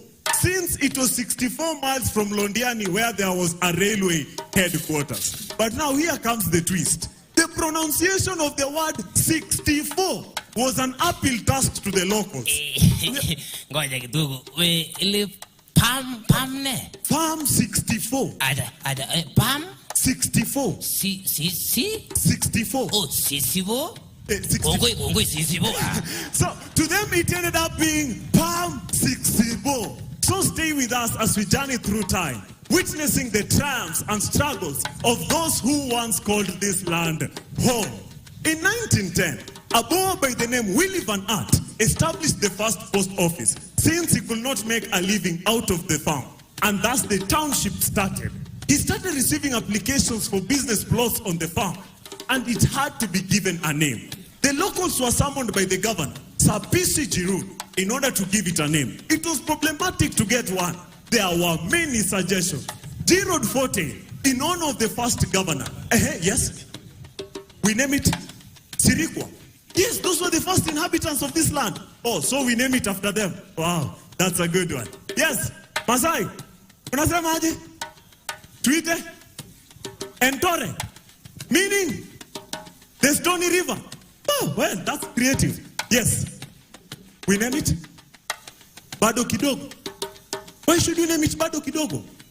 Oh, like you need more time in order to get a long-lasting name. Oh, that's quite a suggestion. Now, ladies and gentlemen, Maasais carried the day with Entore, but meaning the Stony River, since the riverbed of the Sosiani River is said to be very stony. But now, this to our white friends became Eldoret. But the governor was curious why every local word ended with a consonant T.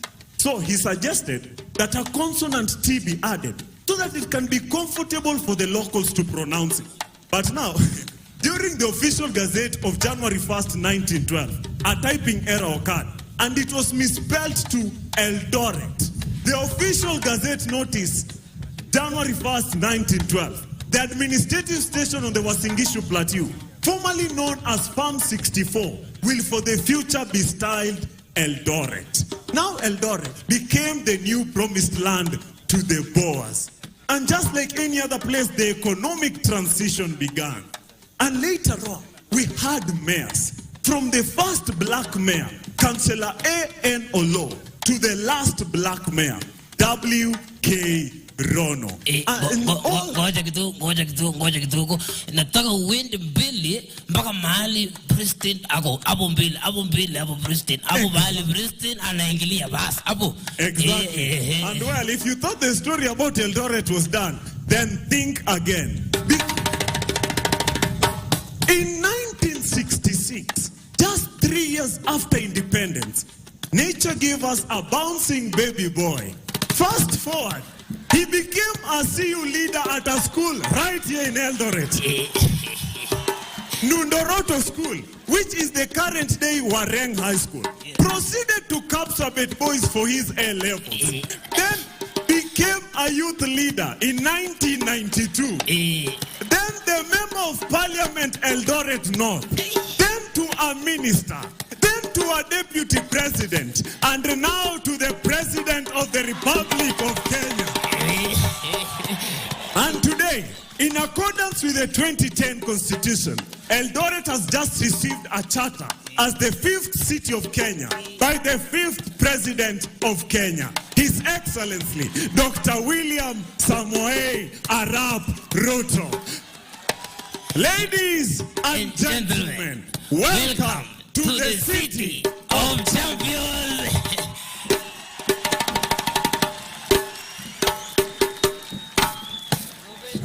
Hebu tuwapigie makofi tafadhali tena. Wonderful skit right there, giving us the history of Eldoret City.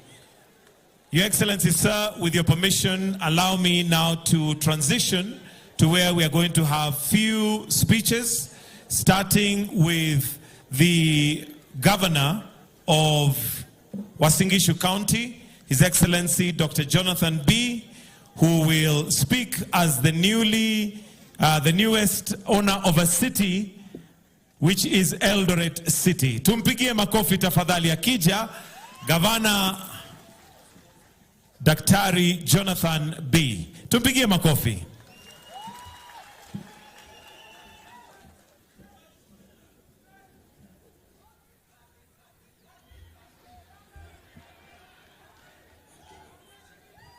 Thank you very much.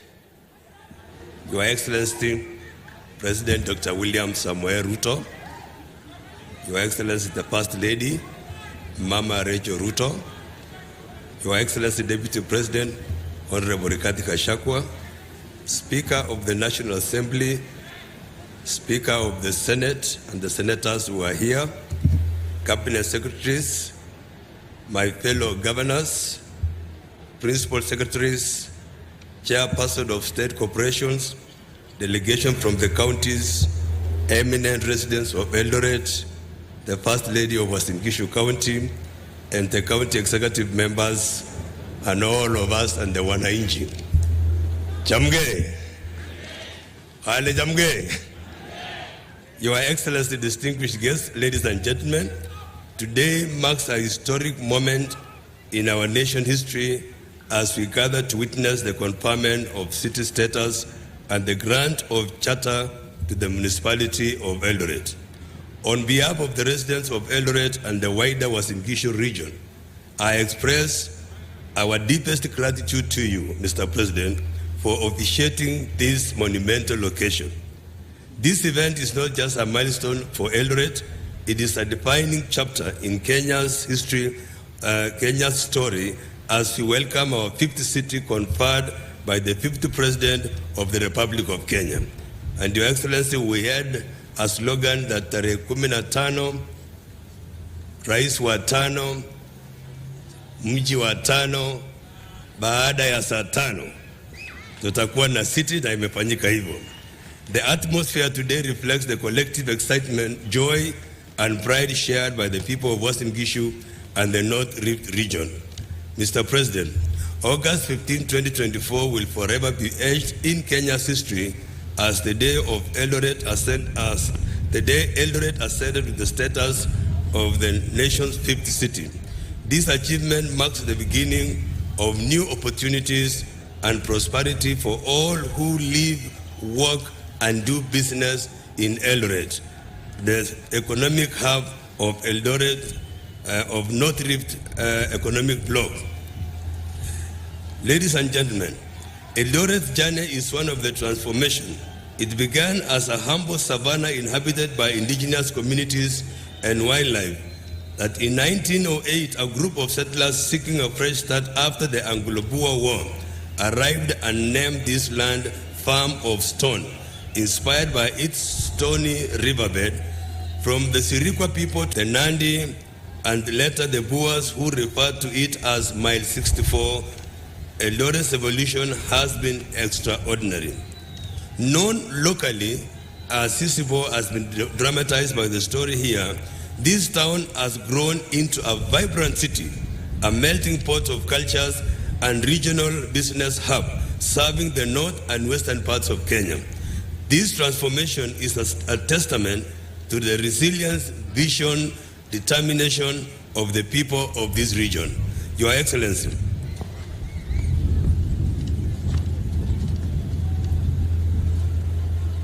the county government of Uasin Gishu has worked closely with the national government, aligning our efforts with the bottom-up economic agenda called Economic Transformation Agenda. Mr. President, allow me to highlight some of our achievements. One, in line with the digital economy, the Sisipo Pay system has revolutionized revenue collection, enabling us to achieve a record of Kenya shillings 1.4 billion in our own source revenue. On healthcare, Mr. President, the healthcare innovation, we have pioneered drone services at Huruma Hub, revolutionizing the delivery of healthcare and through rapid transportation of medical supplies and test results. And on trade and investment, Your Excellency, my vision is to enhance business and employment opportunities by attracting investors. We are planning an international investment conference to showcase the opportunities in Eldoret and the North Rift economic bloc this year, and it will be an honor to invite you as the chief guest, Your Excellency. On healthcare improvement, the recent commissioning of Mama Rachel Ruto Maternity Hospital and the expanded services in rural areas have significantly improved healthcare in our county. I was whispering to Mama Rachel that that hospital so far since you commissioned it they have delivered more than 100 babies. I don't know the speed at which the children are coming from wherever. Agricultural advancement, Your Excellency, in collaboration with the national government, we are supporting over 40,000 farmers with mechanized farming and high-value crops such as coffee, avocado, macadamia, and pyrethrum. And Your Excellency, on affordable housing, we want to thank you for launching the one in Kidiwa and Pioneer, and we have handed over the site of AMS Kimumu area. Your Excellency, all these constructions are ongoing for housing units in Kidiwa, AMS, and Pioneer estates in line with your housing agenda. Your Excellency, industrial growth is very important to us. The County Aggregation Industrial Park in Moiben nearing completion, and the export processing zone at Cherunya, as well as the ultra-modern market which you launched, is progressing well. Ladies and gentlemen, these achievements underscore Eldoret's transformation into a vibrant modern city, a hub of agriculture, education, sports, commerce, medical services, and culture. Flying our athletics champions this morning to grace this occasion was not only an act of great honor, Your Excellency, but also a recognition of distinctive patriotism and sacrifice that has brought pride and respect to our country, county, and city. And Your Excellency, we brand ourselves through sports, and we are called the City of Champions. We have 3 counties that we share the name champions: the Nandi County as the source, Eldoret and Uasin Gishu as the city, and then Elgeyo Marakwet as the home of champions. We shall salute our athletes, the true champions who bring pride and respect to our country and city. Eldoret is indeed the city of champions. And I would like also, Your Excellency, to acknowledge the contribution of our predecessors, both pre- and post-independence municipal leaders, and the first governor of Uasin Gishu, Jackson Mandago, who is our senator now. Their dedication laid the foundation of the city we celebrate today. We also remember and appreciate posthumously the other mayors who served our city with distinction. May God rest their souls in peace. But here today, Your Excellency, there are those who have gone and stepped out of time, but we still have others who are still around. When I mention your name, please stand so that the President will see you. His Worship William Rono. He was a mayor in this town. I don't know whether he's around. His Worship Samuel Ruto. The Honorable Samuel Ruto, thank you very much. His Worship Jonah Mayo. If you are around, you stand. His Worship Josiah Magut, who lingered along in the stage. Where is Josiah Magut? And then His Worship Joseph Lashow. May we all give a round of applause as they stand. Please begin our makofi tafadhali. Mr. President, Eldoret is a farmer's town and Uasin Gishu is the breadbasket of Kenya. I pay special tribute to our farmers who have worked tirelessly to secure our country's food supply, sustain their families, and uphold the dignity of the livelihood. Eldoret is a unique city where you can invest, live, and even retire. With some of the best climatic conditions in the world, we warmly welcome you to experience our greatest city. Like El Dorado, as described in Voltaire Candide in 1759, Eldoret is a city of equality and prosperity, a city of ideal climate, safety, and harmony, with community that embodies inclusivity and contentment. The journey to Eldoret city status has been collective effort.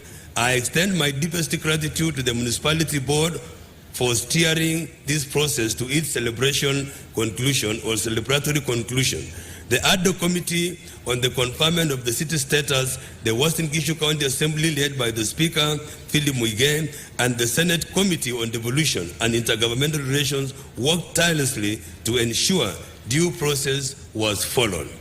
We owe sincere thanks to you, Mr. President, for granting the charter to the city of Eldoret. Your support has been crucial in reaching this milestone. This new status enhances our identity and pride, creating visibility and opening new opportunities for residents. youth investors, farmers, businesses, scholars, educators, medical practitioners to thrive in our city. Mr. President, as we celebrate this new status, we are aware of challenges and responsibilities ahead. With Eldoret's growth rate of 5.2% per annum, we anticipate increasing pressure on our infrastructure. The need for expanded infrastructural development is paramount. In this regard, I call on the Commission on Revenue Allocation, CRA, to consider adopting a new funding model specifically tailored for cities, particularly those with significant rural areas like Uasin Gishu, Nakuru, and Kisumu. Your Excellency, allow me to outline my vision for Eldoret. We need a 100-year city master plan, because when you go to Europe, for example, England, you will find that there was a university that was founded way back in 10th century, and it is still there up to today. It is almost 900 years old. I wish that we have a master plan that goes beyond 100 years to world-class sports and recreational facilities, including stadia, art and theater facilities, and creative arts centers. Your Excellency, I know you are doing something about Kipchoge Stadium. You will tell the nation, because we really trust it should come to, to realize its completion during your tenure. We need a state-of-the-art museum, making it a facility that preserves our rich history. Improved road infrastructure, specifically the dwelling of key road corridors. Your Excellency, we need the expansion of international airport and to accommodate large aircraft and facilitate trade. Advanced medical centers, and you've told us about the new Kiblombe MTRA that is coming up. We are looking forward to it. We need a seamless intercity connectivity by road and by rail. Enhanced water, sewerage, clean infrastructure, and Your Excellency, if you ask a poor man to tell you the needs, he will tell you very many. Let me stop there. But solid waste management is key in our town. Finally, as we embark on this exciting new chapter, I sincerely thank you, Your Excellency President, for the immense support. Live long the city of Eldoret. Kongoi missing pick up Eldoret. Major Allege Assam President Alleji Mingolio Negamakin Kele Onginyigis Cherop. Major Assam, Your Excellency Ale Yagiteja Nairobi Agi Motunwe Chun Ngonyigis Olevka Amu Mawitigigan Kogo Yito Amagega Nijage Imite Agomite Agomigando Kuroni. So Nginyigis Cherop. Ngot ko gigisame loan sigete Nairobi agete Kisumu agete Juntule ngisa magjen loan chebo goroni sinye wilibono telaga baadaye kuya giliboni chebo bijota ara Your Excellency kama yaguti semagasi tu lakini magigeni kimeje gebe first world kuya gibalage agangen Your Excellency ole inye ichamega kenyor 50 president nebo goroni nigising goroni our 150 city. So as I wind up, Ndugu, I have the governors who are around here. Allow me just to introduce them, or there is a way you will do it. Okay, let me have all our governors to stand up. My colleague governors, please stand up.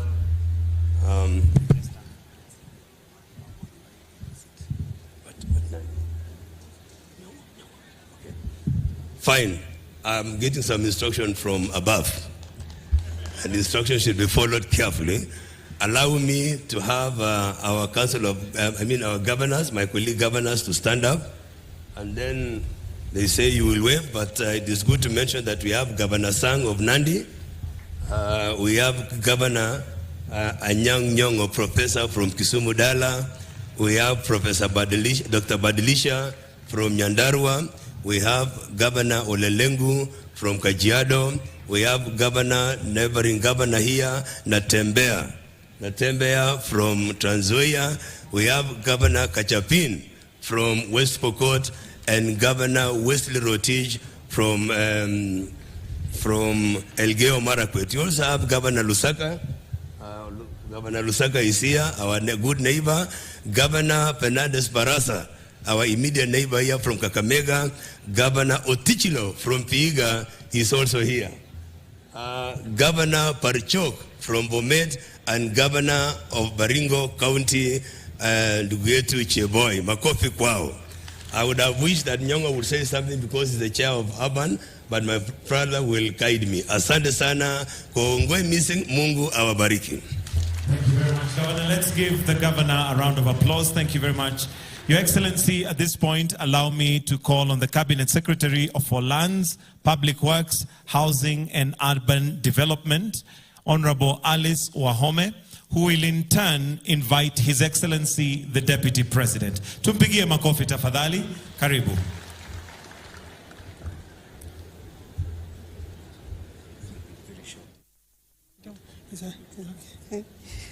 Your Excellency, the President of the Republic of Kenya, Your Excellency, the Deputy President, Your Excellency, Mama Rachel, Excellency, the Governor for this county, the city of Eldoret, Excellency Governors, all protocols observed. Your Excellency, in the interest of time, I'll be very brief.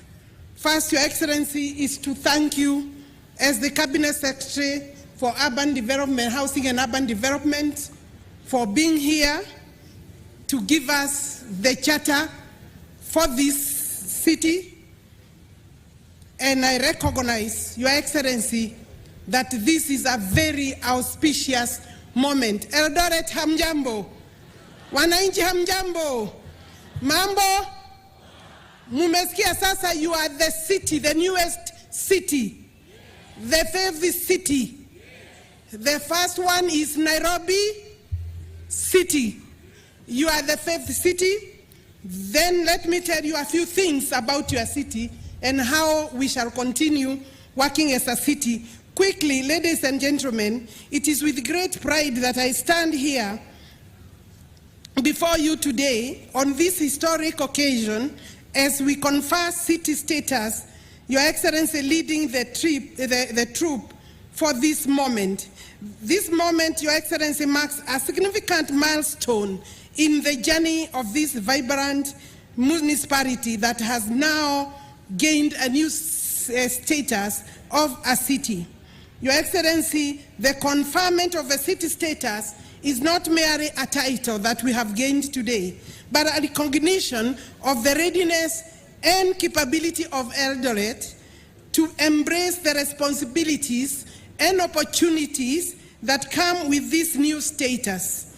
As the ministry responsible for lands, physical planning, public works, and urban development, it is our duty to ensure that this transformation that has occurred today is guided by robust legal frameworks and sound urban planning.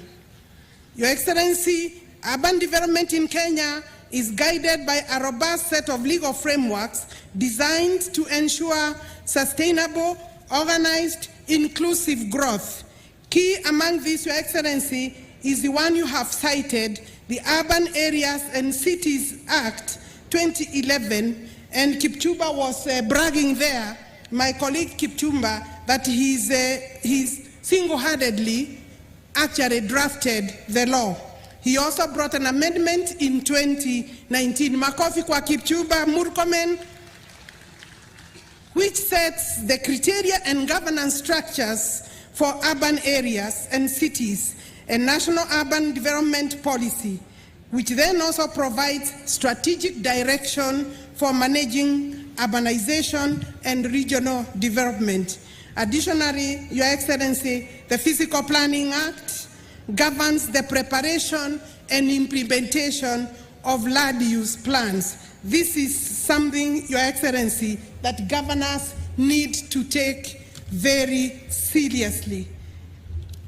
Your Excellency, the frameworks provide legal covenants that ensure every town aspiring to gain city status undergoes a and transparent process. The aim is to guarantee the transformation into a city.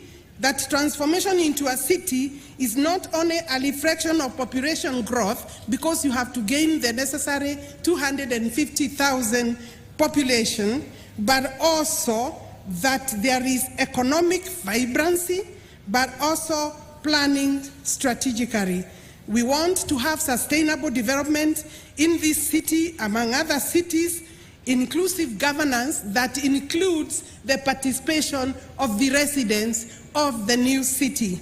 Together, these frameworks then will guide our new city. Your Excellency, Eldoret, I wish to confirm that before arriving at today, Your Excellency, the department led by Principal Secretary Hinga, with the guidance of Your Excellency, went through rigorous vetting to gain this status. So I want to confirm that the city, under the guidance and leadership of Governor, acquired this status through the front door. Eldoret's rise into a city is a testament to the power of collaboration and the national and county, between both national and county governments, and we want to confirm that this is a principle that the ministry will continue to hold dear. As Eldoret steps into the new role of a city, it will serve as a model of what can be achieved, and of course we'll have to catch up with the other 4 cities. Therefore, Governor, you have a partner in the ministry, you have a partner in His Excellency, the President, and we do agree, Your Excellency, the cities will require special arrangement in terms of funding so that they can deal with the real issues that these people intend to achieve. I want to finalize and say, the people of this city, you will have then to understand that you need to be serious partners with your governor.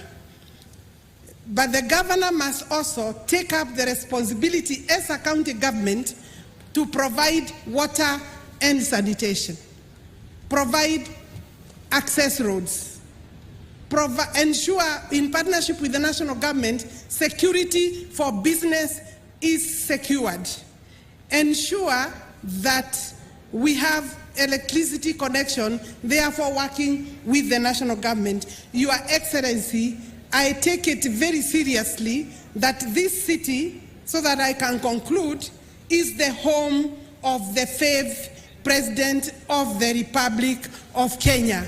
Therefore, I want to confirm to the residents that we as a ministry, with your support, shall put our best foot forward. We will be in top gear to ensure that these residents get what a city should provide. Namtakia mema, but you must agree to be partners with your government to produce revenue. To produce revenue, because one of the conditions for the county, for the city to be a city, is that there will be serious revenue generation.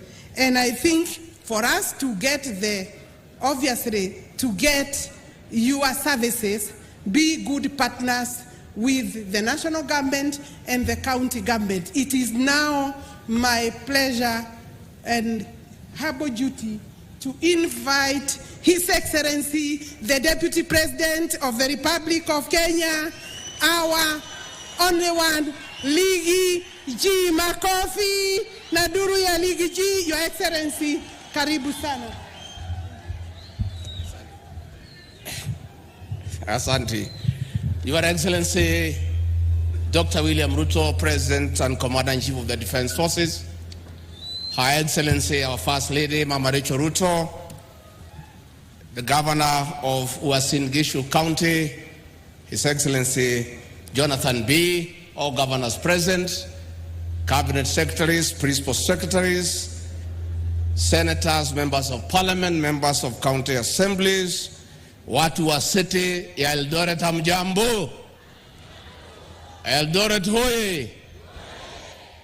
Nyinyi sasa ndio watu ya city? Mumesalimiwa na mtu ya village. Si hata mimi nimefika hapa kwa city. Your Excellency, before I invite you to address the people of Eldoret and this great country, I think it's only fair that we have a governor who stays in another city.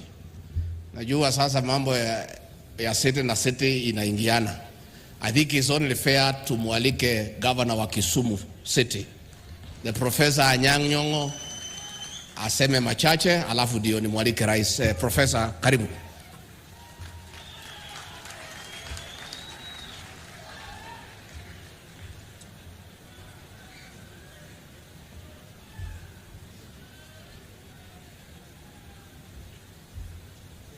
Your Excellency, the President of the Republic of Kenya, Dr. William Samoei Ruto, High Excellency Rachel Ruto, governors present here today, ladies and gentlemen.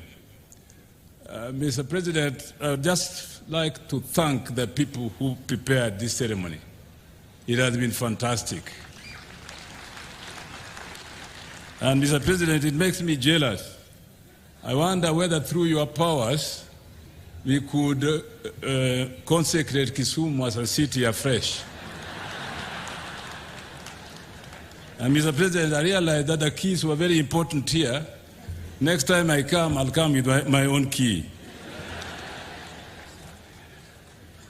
It is immense pleasure, Mr. President, to speak on behalf of the Council of Governors and the Chairman of the Council of Governors today on this very joyous occasion to witness the entry into the status of city, the city of Eldoret, to join us in the leagues of cities including Mombasa, Nairobi, Nakuru, Kisumu, and now Eldoret.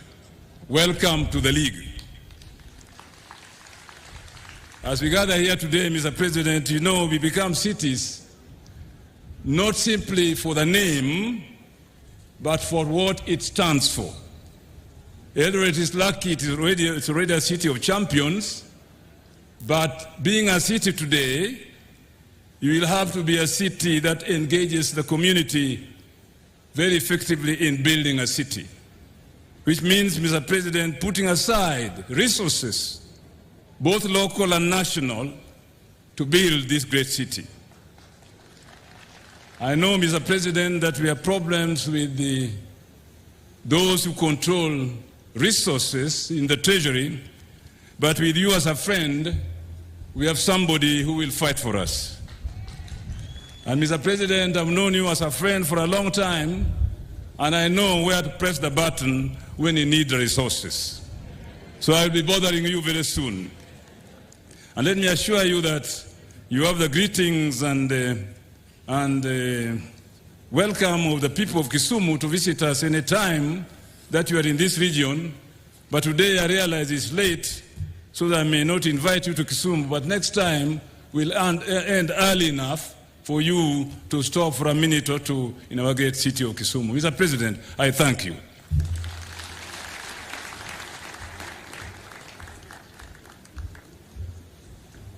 Asante sana. Kabla sija kualika Mheshimiwa Rais, ukinikubalia ni muhimu ni wajulishe hao watu wenye hii city, wageni wala wako kwa hii city, si ndio? Na hao wageni msikuwe na haraka ya kutoka, ukikaa city ni kukaa. Na ile pesa mko nayo mtumie hapa kabla ya kwenda nyumbani. Muachie hao watu wenye city.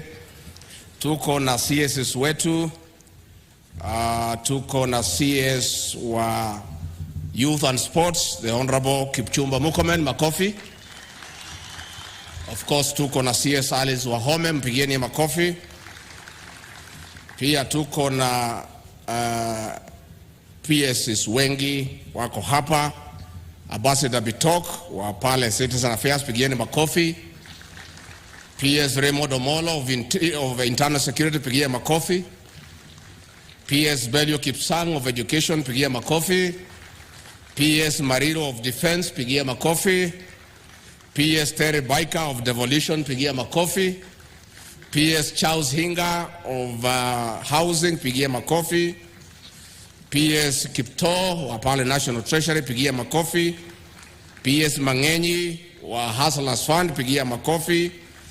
PS Omanyang wa Public Works, pigia makofi. Tuko pia na nani mwingine hapo, tuko na PS Rono wa Agriculture, pigia makofi. PS Tum wa Sports, pigia makofi.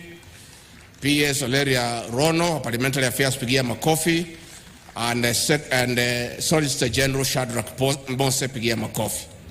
Pia tuko na viongozi wengi, tuko na the Speaker of the National Assembly, the Right Honorable Moses Wetangula Papa wa Roma, pigia makofi. The Speaker of the Senate Amason Kingi, pigia makofi. Mjumbe wa Kapseret Oscar Suri, pigia makofi. Mjumbe wa Keses CPA Julius Ruto, makofi. Mheshimiwa DK MP for Soy, pigia makofi. Professor Phyllis Balto of Moiben, pigia makofi. Mheshimiwa Wainabokoi, Mheshimiwa Chupkonga, makofi. The Honorable Mwangi Kijuri, mjumbe wa Laikipia East. The Honorable Kagombe, mjumbe Gatundu South. The Honorable Patrick Munene, Chuka Igambangombe, pigia makofi. The Honorable Chororot MP Kipkelion East, pigia makofi. Mheshimiwa Adams, Mheshimiwa Marakwet na Mheshimiwa Roko Bere North, Mheshimiwa KJ Dagoreti South. Hawa ndio waheshimiwa ambaye wamefika hapa. Pia tuko na Mheshimiwa Miriam Ketani Waldai. Mheshimiwa Rais, mimi ni kusema pongezi kwa wakaaji wa hii city ya Eldoret. Mimi napenda hii city, natembeanga hapa asubuhi kusalimiana na hao watu ya city. Lakini sasa nitakuwa nikiwatolea kofia kwa sababu ni watu ya city. Na watu ya city ni watu ya kupewa heshima. Ya pili, Mheshimiwa Rais, tunataka kukubali ya kwamba mambo ya ukulima ni ya muhimu. Hii city ya Eldoret imejengwa na wakulima na pesa ya ukulima. Kwa hivyo ni mzuri tunaheshimu wakulima, kwa sababu wamejenga hii city mpaka pahali imefika. Mimi kwa hii maneno ya city nimeenda hasara kidogo kwa sababu nilisubaa. Nilikuwa nimepanga ninunue plot hapa nifanye biashara, nikasubaa kidogo. Sasa with this city proclamation, bei ya plot itapanda. Sasa hapo nimeenda hasara kidogo, lakini nitajua vile nitafanya. Sasa Mheshimiwa Rais, tutakupongeza. Pia wewe sasa ukitoka Nairobi City, ukija nyumbani pia unakuja City. Sasa mimi ndio umeniwacha kwa mataa, lakini ni sawa tu. Sasa wewe umejipanga huko City Nairobi, huko City hapa, mambo yako imekaa mzuri. Watu wa Eldoret tutaendelea kumuunga rais mkono. Munaendelea kumuombea rais wetu. Sisi watu yake ya mkono, kazi yetu ni kumsaidia na kumuunga mkono. Na mambo ya uchumi ilikuwa imetutatiza, imeanza kurudi laini pole pole, na ndio mumeona rais ameanza kutembea kwa mambo ya maendeleo, na mambo itakuwa sawa. Bona tukue na imani, sisi ni watu ya kuomba Mwenyezi Mungu, tuombee rais wetu, tuombee serikali yetu, tuombee nchi yetu, na mambo yetu itakaa mzuri sana. Kwa hivyo mimi nimefurahi sana kwa hii maneno ya seti, nasema pongezi. Na pia tumebarikiwa, the champions are here. Watu ya Olympic wamekuja, wametubariki. Now this is a city of champions, na tumefurahi pia wamefika hapa kwa hii sherehe ya maana sana, na hii ni sherehe ya kufurahia sana. Kwa hivyo hata sisi hatuendi, tuko tu area leo jioni, tutembee kwa mitaa, tuone vile mnasherekea. Kama mna kitu tunaweza kukula na kukunywa, tutashukuru. Tukae hapa ama tuende nyumbani? Tukae umuumu kwa area? Tutabetembee? Muko na maneno? Mutajua vile tutakaa hapa? Mumetupagia vizuri? Basi hatutoki kwa sete, sisi tuko hapa mpaka kesho kutwa tutakaa hapa kwa sete. Kwa hivyo mimi ni jukumu langu sasa kwa heshima kubwa kuuliza nyinyi nyote tumukaribishe kwa shangwe na vigelegele kiongozi wetu, Rais wa Jamhuri ya Kenya President William Samoei Ruto.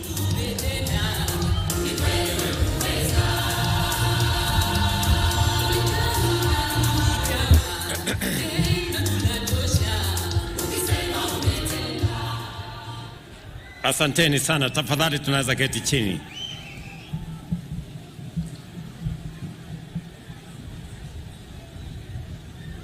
The great people of Uasin Gishu County, the residents of Eldoret City, ndugu viongozi wote wenzangu, wananchi hamjambo. Hamjambo tena. Bwana Yesu asifiwe. Chamgei. Omune. We are here gathered to participate in and witness an event of singular importance and the culmination of more than a century of growth, not just in Eldoret town, but in Uasin Gishu and the entire North Rift region. Eldoret is one of Kenya's oldest towns and the site of events and institutions of tremendous historical significance, not only for this county, but also for our nation. An important facet of Kenya's political and economic history is encapsulated in the urban center famously named 64, because of plot number 64 on which stood the Eldoret railway station. We all know the role played by Uganda Railway in our country's economic, political, and cultural history, and the dramatic changes our communities underwent after the advent of colonial settlement. As a result of its early promise as a major economic hub in East Africa, Eldoret attracted traders, workers, and professionals from far and wide who settled here, contributed to its economic growth, and built a cosmopolitan population whose diversity has been the secret ingredient to Eldoret's vigor and perpetual dynamism. This place bears visible imprints of the legacy of people from India, South Africa, and Britain, as well as every Kenyan community who settled here and made it their beloved home.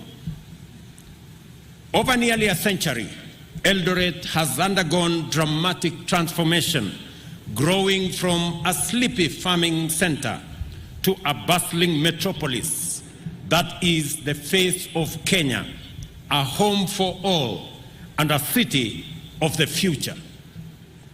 It has established itself as a recognized hub for serious investment in agro-industrial and agribusiness, biomedical and medical, trade and commerce, tourism and hospitality, sporting and entertainment, and finance and technology. This event affords us an occasion to reflect on and celebrate the positive impact of devolution. In just one decade, Uasin Gishu County took over the Eldoret Municipality and Warren County Council, overseeing a transformation that has made a compelling case for Eldoret to finally join Nairobi, Mombasa, Kisumu, and Nakuru as Kenya's fifth city.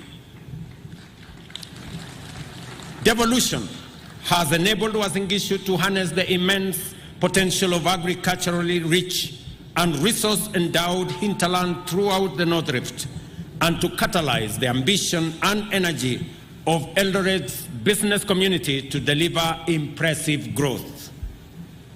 Eldoret ascends to city status at a time when 50% of humanity lives and works in urban centers, making the 21st century an urban century. As the city of champions, it is essential that Eldoret focuses on the great opportunities and significant challenges ahead, not only because the future is urban, but also because it has what it takes to emerge as the ultimate city of the future. Today, therefore, is also our moment to reflect on the effort we have made and the commitment and determination it will take to make Eldoret a smart, livable city that will thrive like a champion in a complex and rapidly changing present and future. We need to harness our people's initiatives, dedication, and industry to leverage technology and transform this city and county's potential to provide residents with a high-quality urban experience while offering investors, professionals, and entrepreneurs an attractive environment to produce competitively.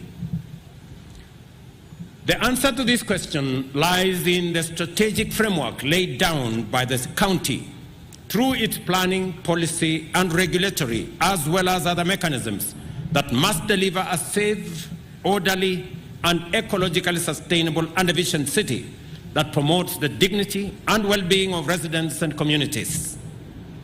The new city must also foster an economic environment which provides opportunities and a business climate that rewards enterprises which bring their investment into this great town. The performance of any urban area depends on the degree of focus with which its leadership and professionals engage with the critical matter of spatial and urban planning, as this is the only means of achieving orderly, functional, and efficient cities. It is also greatly determined by the level of success in implementing devolution, establishing effective county government structures, and the efficiency of resource mobilization and expenditure by county governments. The forthcoming regulations under the Urban Areas and Cities Act are intended to further enhance the governance and management of urban areas. At the same time, ongoing partnerships and collaborations have enabled us make progress in identifying and addressing critical priorities related to urban governance, infrastructure development, and the development of mechanisms to promote development and sustainability. I have in mind such initiatives as the Kenya Urban Government, commonly known as KENAP, and the Kenya Urban Support Program, Phase 2, which represents a cumulative investment of US dollars 1.35 billion aimed at creating livable cities. And I want to declare that Eldoret will be among the beneficiaries of this fund. Eldoret will benefit significantly from these initiatives, which focus on infrastructural investment, such as waste management, connectivity, and social infrastructure. Similarly, Eldoret is also benefiting from the various national government projects, including the ongoing construction of Eldoret Central Market, the whole infrastructure around housing, and I am happy to say that close to 10,000 housing units are currently underway, under construction in Eldoret City, from Kidiwa to Pioneer to Kimumu and many other areas. And I want to encourage residents of Uasin Gishu County that it is time for us to stop the land fragmentation that is going on so that we can save land, agricultural land, for agricultural productivity, so that we can ensure that we have food security in our country. I want to encourage farmers. I want to encourage the residents of Uasin Gishu. As has been said, this town was built by farmers. It was built by business people. It was built by professionals, but that charge was led by farmers. For us to sustain the city of Eldoret, farming must continue to be at the heart of the growth of this Uasin Gishu County. Yesterday, when I saw farmers come with their tractors into the city, I was not around. I would have also come with my tractor to the city of this city, because as a farmer, we have built this city with our hard work as farmers. This and many other programs and projects are part of our agenda to reignite the creative, productive, and competitive energy in the city of champions, giving Kenyans the best chance of winning the race to the future. At the same time, we must remain mindful of the need to address urban vulnerabilities to climate. This is why the Department of Housing and Urban Development has identified 580 hotspots where we will urgently implement climate resilient programs aimed at protecting the urban vulnerable from the adverse impacts of climate change. We intend to roll out this program in the next 1 month. I have been following with great interest the work that has prepared Eldoret for city status, and I am satisfied that the leadership, professional commitment, and collaborative spirit invested in the proceedings are a sign of good things to come for the City of Champions. The presence of our Olympic champions in this meeting, having arrived just yesterday, is a signal that in fact this indeed will be the City of Champions. It is important that we provide a conducive environment for everyone, from the county assembly and executive to professionals in national and county governments, business community, investors, and the residents of Eldoret and Uasin Gishu, to give their best and give Kenya a city worthy of a gold medal. What you have done so far is commendable, and you must now proceed together to the next higher step.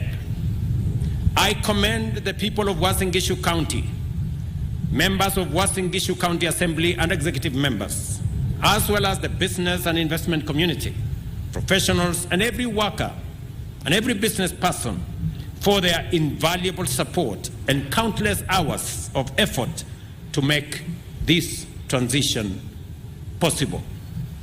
At a very personal level, I am a very proud person today that this city that I grew up around, and I have two occasions that are firmly ingrained in my mind. The first is when I came in 1981, January, to Wareng High School.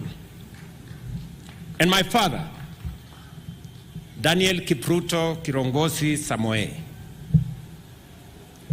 bought for me a pair of shoes in the streets of Eldoret.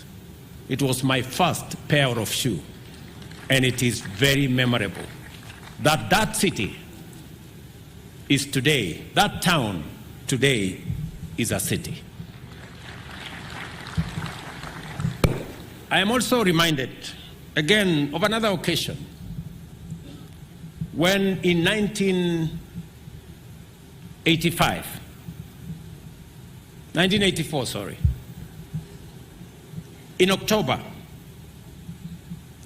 when I worked for the first time as a clerk after Form 4 in Kapkong Farm for the late Paul Boyd, and he paid me 300 shillings.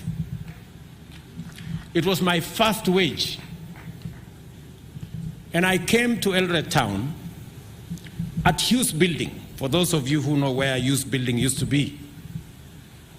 And I bought for myself a pair of jeans with 137 shillings of my hard-earned wage. It is a moment I remember that it was my first time to walk into a shop and buy a brand new pair of jeans.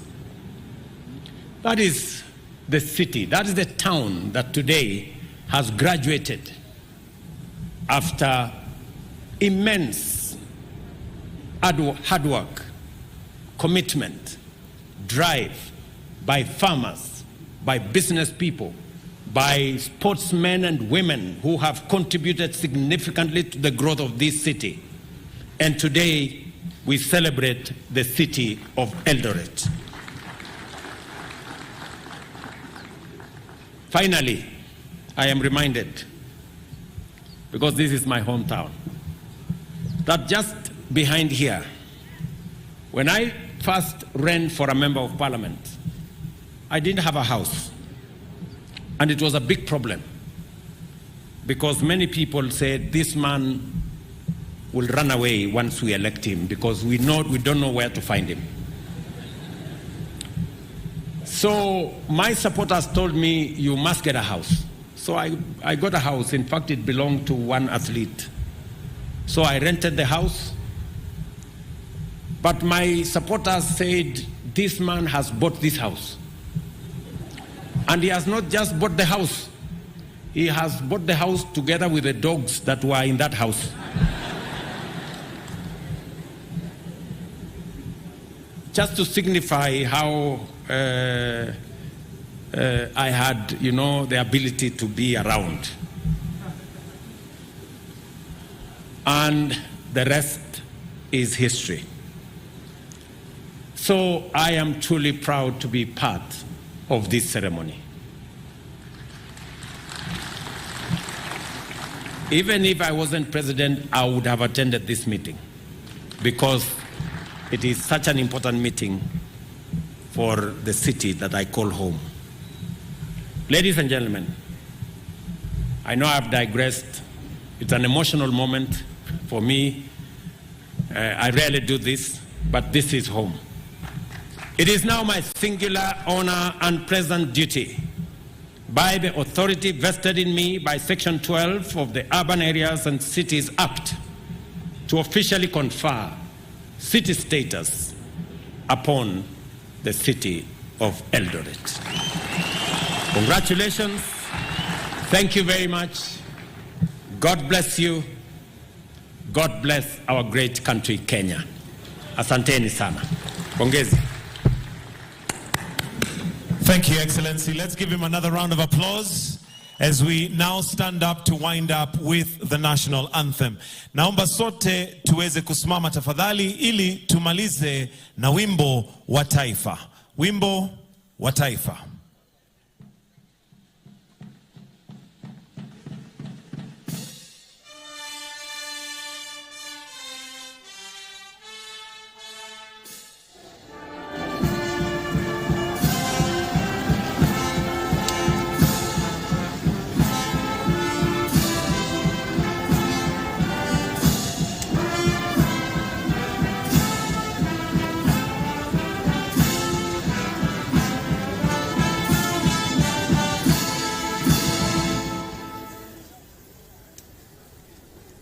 Naomba tubaki mahali tulipo tukimruhusu rais aweze kutoka kwa starehe zake. Kindly let's maintain our positions as we allow His Excellency to exit at his pleasure.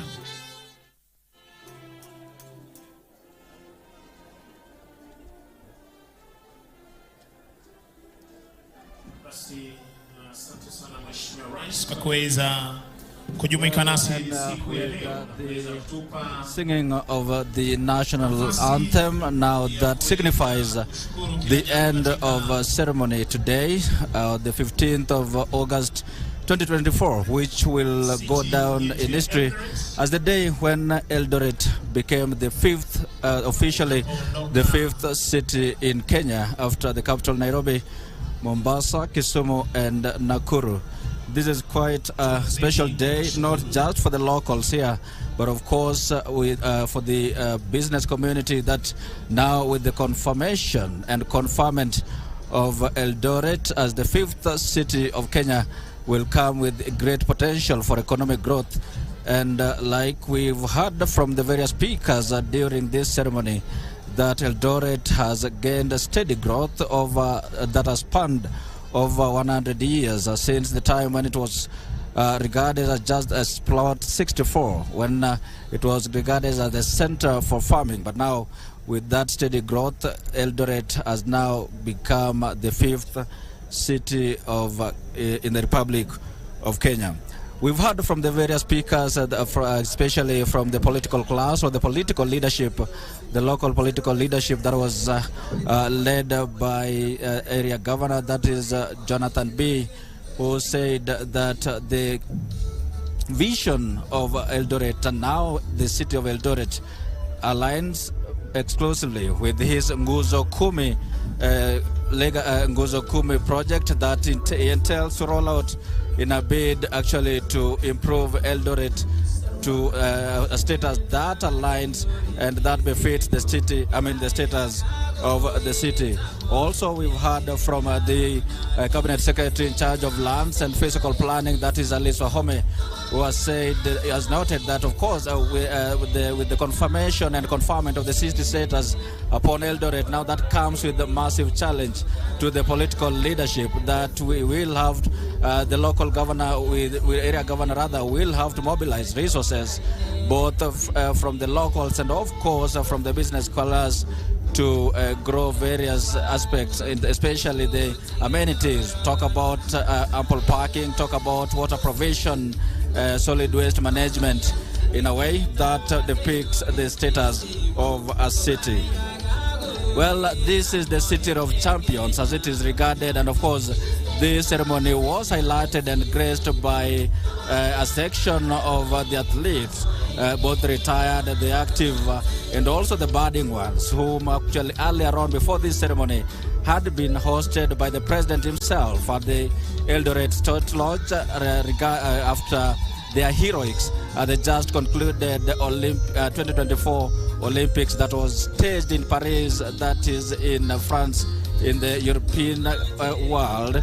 And of course, from the State Lodge, of course, the athletes made their way to the sports club right here where this ceremony was being held, and they were welcomed in a heroic way, just to confirm that this, of course, is the city of champions. Well, that has been a momentous occasion, graced by various dignitaries, both at the local and county levels, and of course the athletes